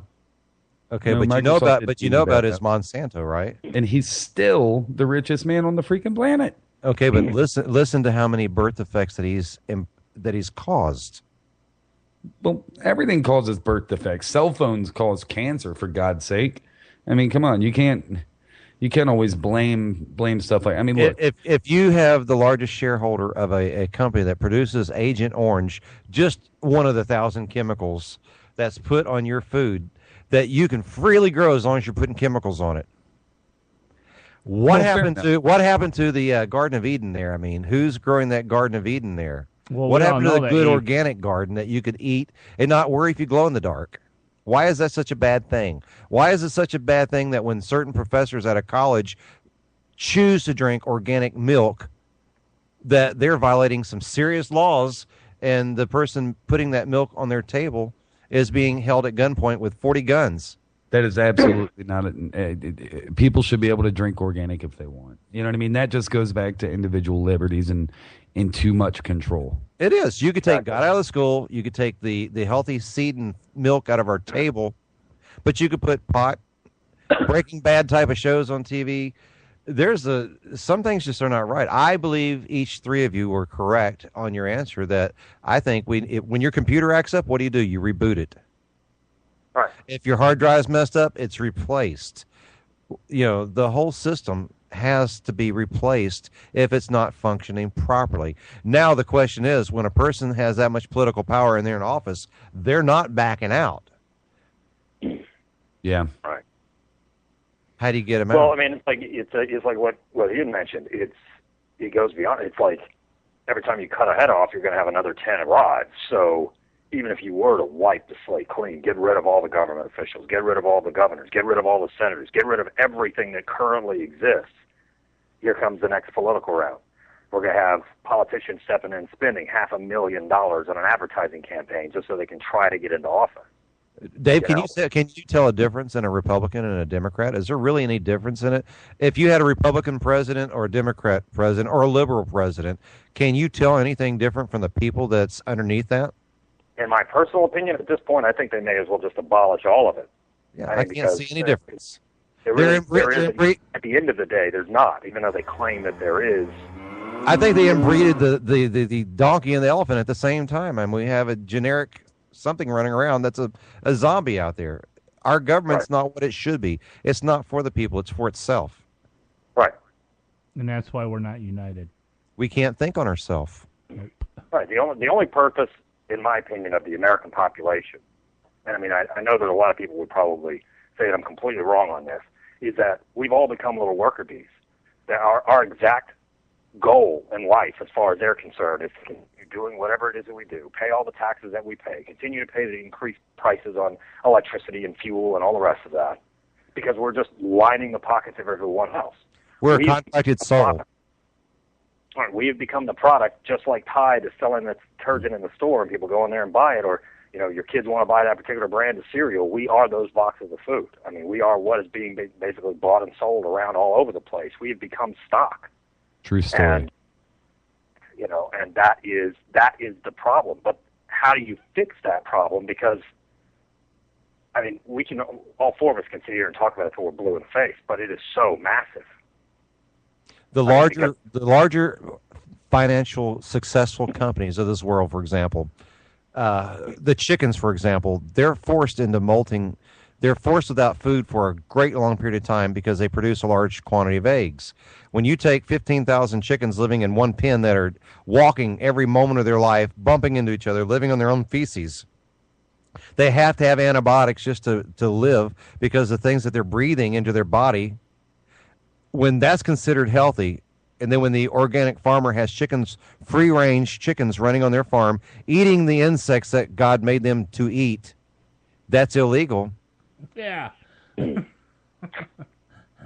just look at it's time to clean house. Right. Well, it's like I don't know if any one of you are fans of the Dallas Cowboys, but I'm going to use them as an example. You've got Jerry Jones who sits in the actual executive chair. I don't care who the coach is. Jerry Jones is basically calling the shots. They're going to fire whoever they want to fire. They're going to let go of whatever players they want to let go. Their problem has been long-standing. They can't get into the playoffs. They can't win a Super Bowl. They can't do all this stuff. But they still got all kinds of marketing all over the place. Still selling T-shirts and all the rest of this. Jerry Jones is still making his money at the end of the day. And he may want this team to win, but there's not enough commitment for it to win because the problem is the source. It is the head of the actual team at this point. That's not to call out Jerry Jones here, but, again, put it in an analogy of the president, the government, as Jerry Jones, the Dallas Cowboys as the actual country of America. America cannot get to the Super Bowl. We can't get to the playoffs. We keep losing. We've got, Tony Romo throwing the ball. I mean, we've got problems. Lack of education is one of the greatest defeats of all people. And if you would take the sports in its own self, what seems to be happening, being portrayed, is the old Roman Coliseum. If you gave the players a gun and let them go out and play, sooner or later, one person will either be standing with the ball with no one left. Who's one going to be standing with the ball? The coach? Well, that's exactly where TV is taking us to, because you've got reality shows that keep getting more and more and more gruesome and just visceral in how real they claim to be, even though they're all scripted. How many people go to NASCAR to see the wrecks? Right. Eventually, that's what people are paying to see now. They want to see people die. So... Are government people? Hmm? Are they actually people? Who? The government. You just got through saying they want to see people die, and I said, well, the government, for example. Are they people? World wars have been caused through propaganda. The government? The government is no longer people. It is not for the people. It is an organization. It is something that is working. That's what I'm getting to. It is an organization that is so, quote, finely tuned, even though it's not. They think it is. And all they're doing is draining every possible resource, hope, our futures out of us. Very beautiful. If nobody was left with hope, we're in despair. We have nothing left. So we follow who tells us exactly is Savior. Right. As long as you have nowhere else to turn, they control you. Right. Right now we've got one of the highest rates of depression scattered across this entire country because of everything that has happened. From September 11th even to now, just in the last decade, we're talking about so many things have changed. The economic situation is completely tanked. We've got companies that have just shut down, small businesses that can't afford to stay open any longer. You've got all of this problem everywhere. You've got people out of work. People can't afford their houses. People can't afford to send their kids to school. And, yet there's all these people out there who somehow manage to fool the system to get a fake handicap tag so they can park in a first space at Walmart. Or 20 kids. 19 counting or whatever they have. I mean, right.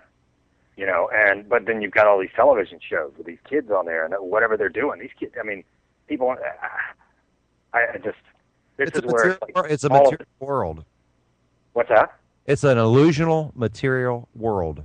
Right, but everybody's just become so drilled into this that they're just letting their soul just get ripped out of them. They just don't have any hope left. They don't see, well, I'm never going to be a millionaire, so I'm just going to give up. And you take you take a small country like North Korea, and they're so proud that now they have the technology to combat anywhere in the world. They can blast away any country that wants to fight with them, or so they believe that their little tiny country. It's like you put a Chihuahua against a pit bull. Yeah. Right. You could I put my money on the Chihuahua. that Chihuahua could jump up and bite the balls of that pit bull. That's right. But at the same time, we could allow it. Right. At the same time, like the media and the government wants everybody to believe, oh, they're not a threat. Don't you even worry about it. We've got it all under control. Listen, just because they had the bottle rocket with a nuclear bomb strapped to it, sure, that's a threat. Yeah, it is. Well, it was like whenever our own government gave the Middle East all of these weapons and trained how to use them, and then we turned around and told the rest of the country, all Americans are told, oh, you don't worry about them. We're just helping them out. And then what happens? And I'm not saying that it's all our fault, but we certainly didn't help the situation. And for them to sit here and pretend that everything is okay, if people don't realize that regardless of whether or not it's a Chihuahua or an ant, they still have something that can destroy a good section of our country. Period. And surrounding. If they so choose. And surrounding. Think of the fear that South Korea is going through right now. Right. Talk about game style. Come on.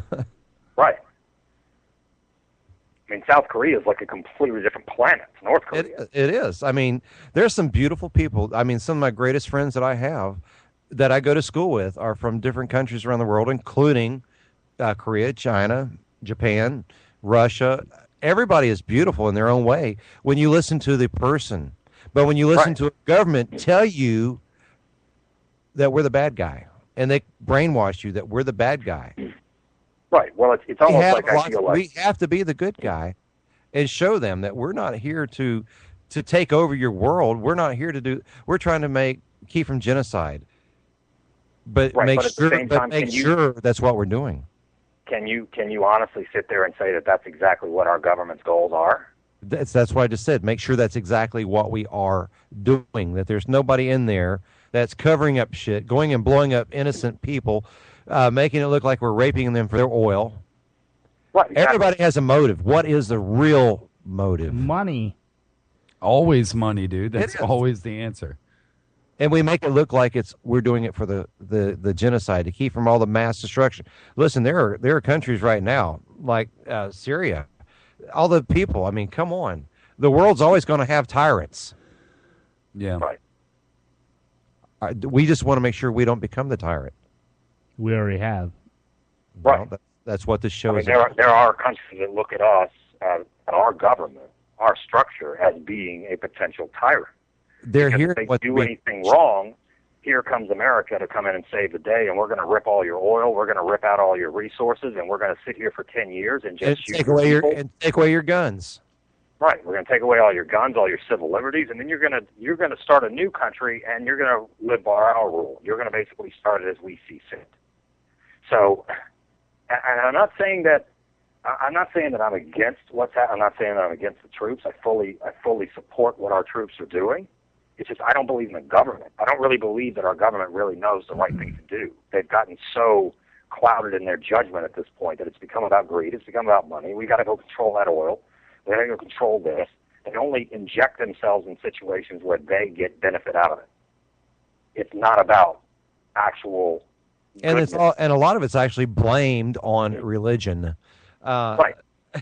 Listen, let's leave God out of it. It's not a war of God. If you don't get 72 virgins, you may get 72 goats. Who knows what kind of virgin you're going to really 72 goats. It doesn't clarify what kind of virgin you're going to get. If we're going to go out kill mass people because we're going to be considered a hero or something. Wrong. I believe all wars could be prevented. Let's say, for example, if America and Russia had it out, why would it not be our presidents get in a ring and duke it out? Why do we have to send 1 million troops in to kill each other for somebody? Because, a lot of those people just don't believe in what they're fighting for. They don't know what they're fighting for. They don't know what they're fighting for. They just know that they were told Vietnam. they had to go. Look at Vietnam. Right. It's like just take the last 10 years. I mean, people wonder, well, why did the economy drop? Well, because we're spending billions of dollars on this war that we've got going on, and no one wants to classify it as World War III or anything else. It's just this little blip on the map that television stations don't even really talk about anymore. No. The only time they talk about it is whenever here comes another fallen soldier coming home, and somebody's, another family has lost a member of, their loved ones or whatever. Well, there's a million things we're wasting money on. It's not just military and wars and stuff. It's That is a big just, chunk. But it's a big chunk, and we've got people over there dying for something that, is our country really being honest and really doing the right thing at all times? And I can't really say that they are. I agree. That's okay. When you have the people fighting out against the country, the government, like in Syria, for example, and we're being told we can't step in, and then you have North Korea testing all these underground explosions, nuclear warheads, and already launched into the air their own rockets. That's just a small cake. Then you have, the Iran, Iraq, so many countries that are actually taught we're the bad guy. And whether we are or not, I believe all wars, there's an equation and there is an answer to everything, but we just have to be intelligent enough to resolve the matter. Right. Well, at the end of the day, every living person on this planet is human. And I think people forget that. Right. I mean, I think forget that we all bleed. We all. When you kill those soldiers with a gun, remember those soldiers are daddies and mommies. They have babies. Yeah, but you got to understand, guys. Listen, there's other where we're at in these other countries. They don't fear death. They don't fear anything. And especially like when everybody heard about the story of Black Hawk Down, that campaign right there. We were over there to help protect the people, and our guys were getting blown apart. We couldn't fully engage because our government said, don't engage, don't pull the trigger, don't do this, don't do that. Our troops, believe it or not, don't have the freedom to fire. The rules of engagement, we are not supposed to fire until fired upon. By the time we're fired upon, there's already probably 10, 15 people already dead. Okay? Some of these engagements in other of these countries, you guys, I don't know if any of you've ever served, but if you've ever been in another country like Africa, see people walking down the street, they'll walk down the street and discard their little baby infant because they know it's going to die. There's nothing they can do. They just leave it on the side of the road. I mean, we as Americans, okay, we have to understand that some of these countries need help, but all the other countries don't lift a finger to help them. And when we get called into action, we're there to try to help. We get ridiculed. We get slapped. We get name your price. We're going to blow these people up. We're not supposed to be in Iraq. Well, look at the girls that tried to promote education for females, where the whole school bus was shot at, and that girl was killed. Mm-hmm. I mean, come on. If that's what it comes down to, that you can't get a free education, that's what's lacking in the world. That's what was lacking in America at one time, or the world in its own self. We had people read the Bible to us, because they read to us what they wanted to read to us. Mm-hmm.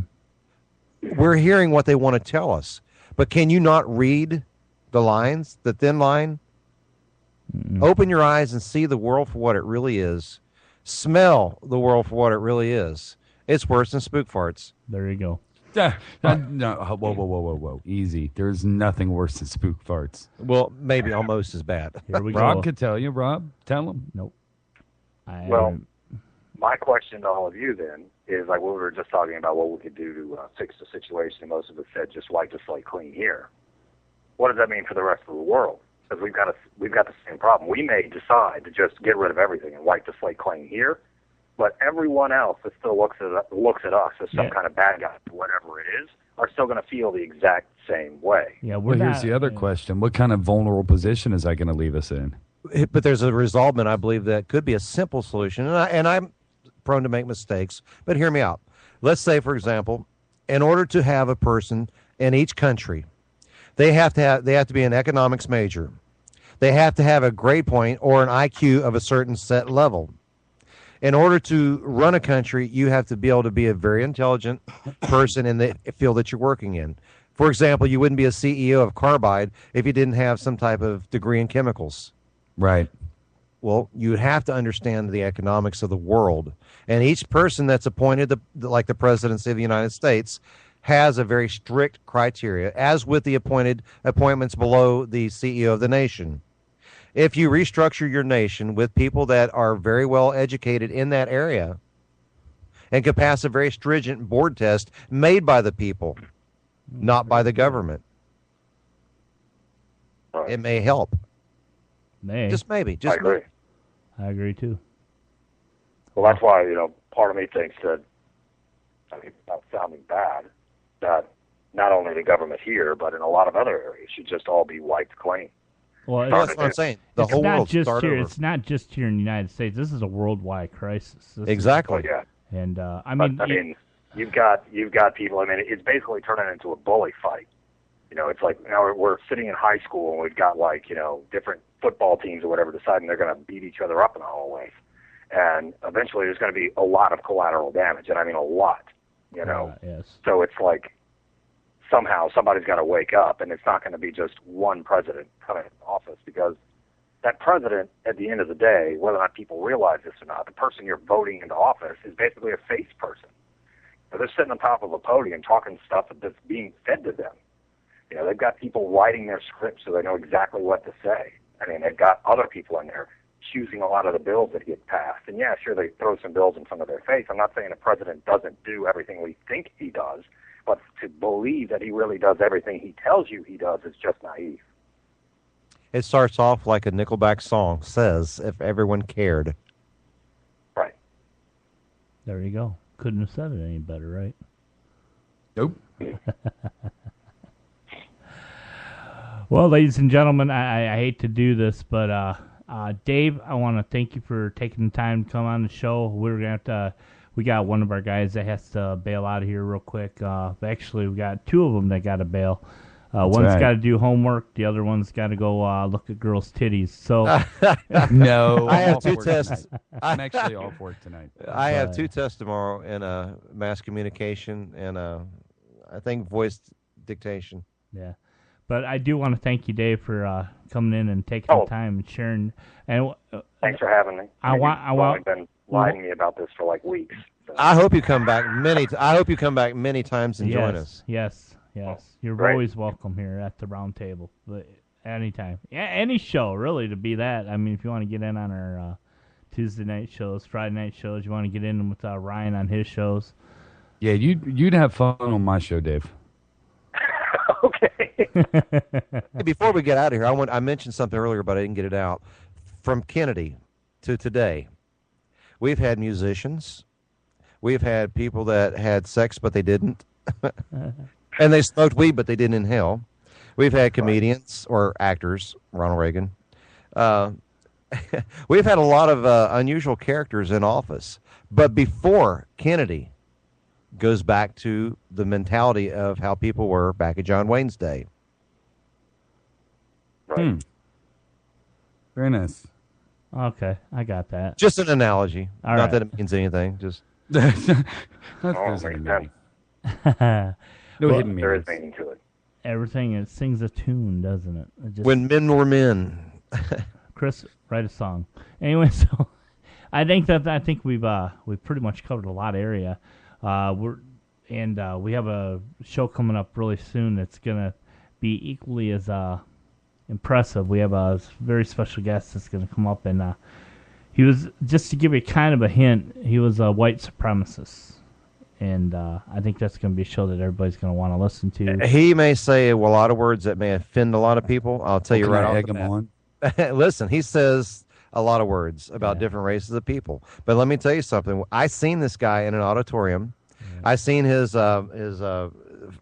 what do you call it, a PowerPoint, where he actually showed white supremacy leaders in front of a large amount of people that were Muslim, and all these people were trained to fight against each other. Right. And there's a reason for that, to cause complete chaos amongst the world, cause hatred. And the skinhead mentality was, if you walk down the street and you look different than they do, they're going to beat the shit out of you. And if you move, they're going to beat the shit out of you again until you stop moving. And then they're going to, if they send somebody out to beat you up, they're going to pick you up and put you on your feet and, like, we'll protect you, man. But you got to be part of us. There you go. Think you want in on that show, Dave? It's like bullying in school, but in a professional set level that you don't even see it coming. There you go. I just want to poke the hornet's nest. Uh-oh. I really do. Sniff some spook farts and poke a hornet nest. Have a sex farm. That sounds like a good old Texas party right there. Play hockey with a hornet's nest. That's absolutely something. All right, well, actually, I want to thank Ryan. I want to thank Chris. Dave, again, thanks for coming on the show. We will catch you next time here on A Night at the Round Table. We'll see you guys. Good night, everyone, and remember, whatever you think doesn't seem fair, think it out. There you go. There you go. We'll see you guys later.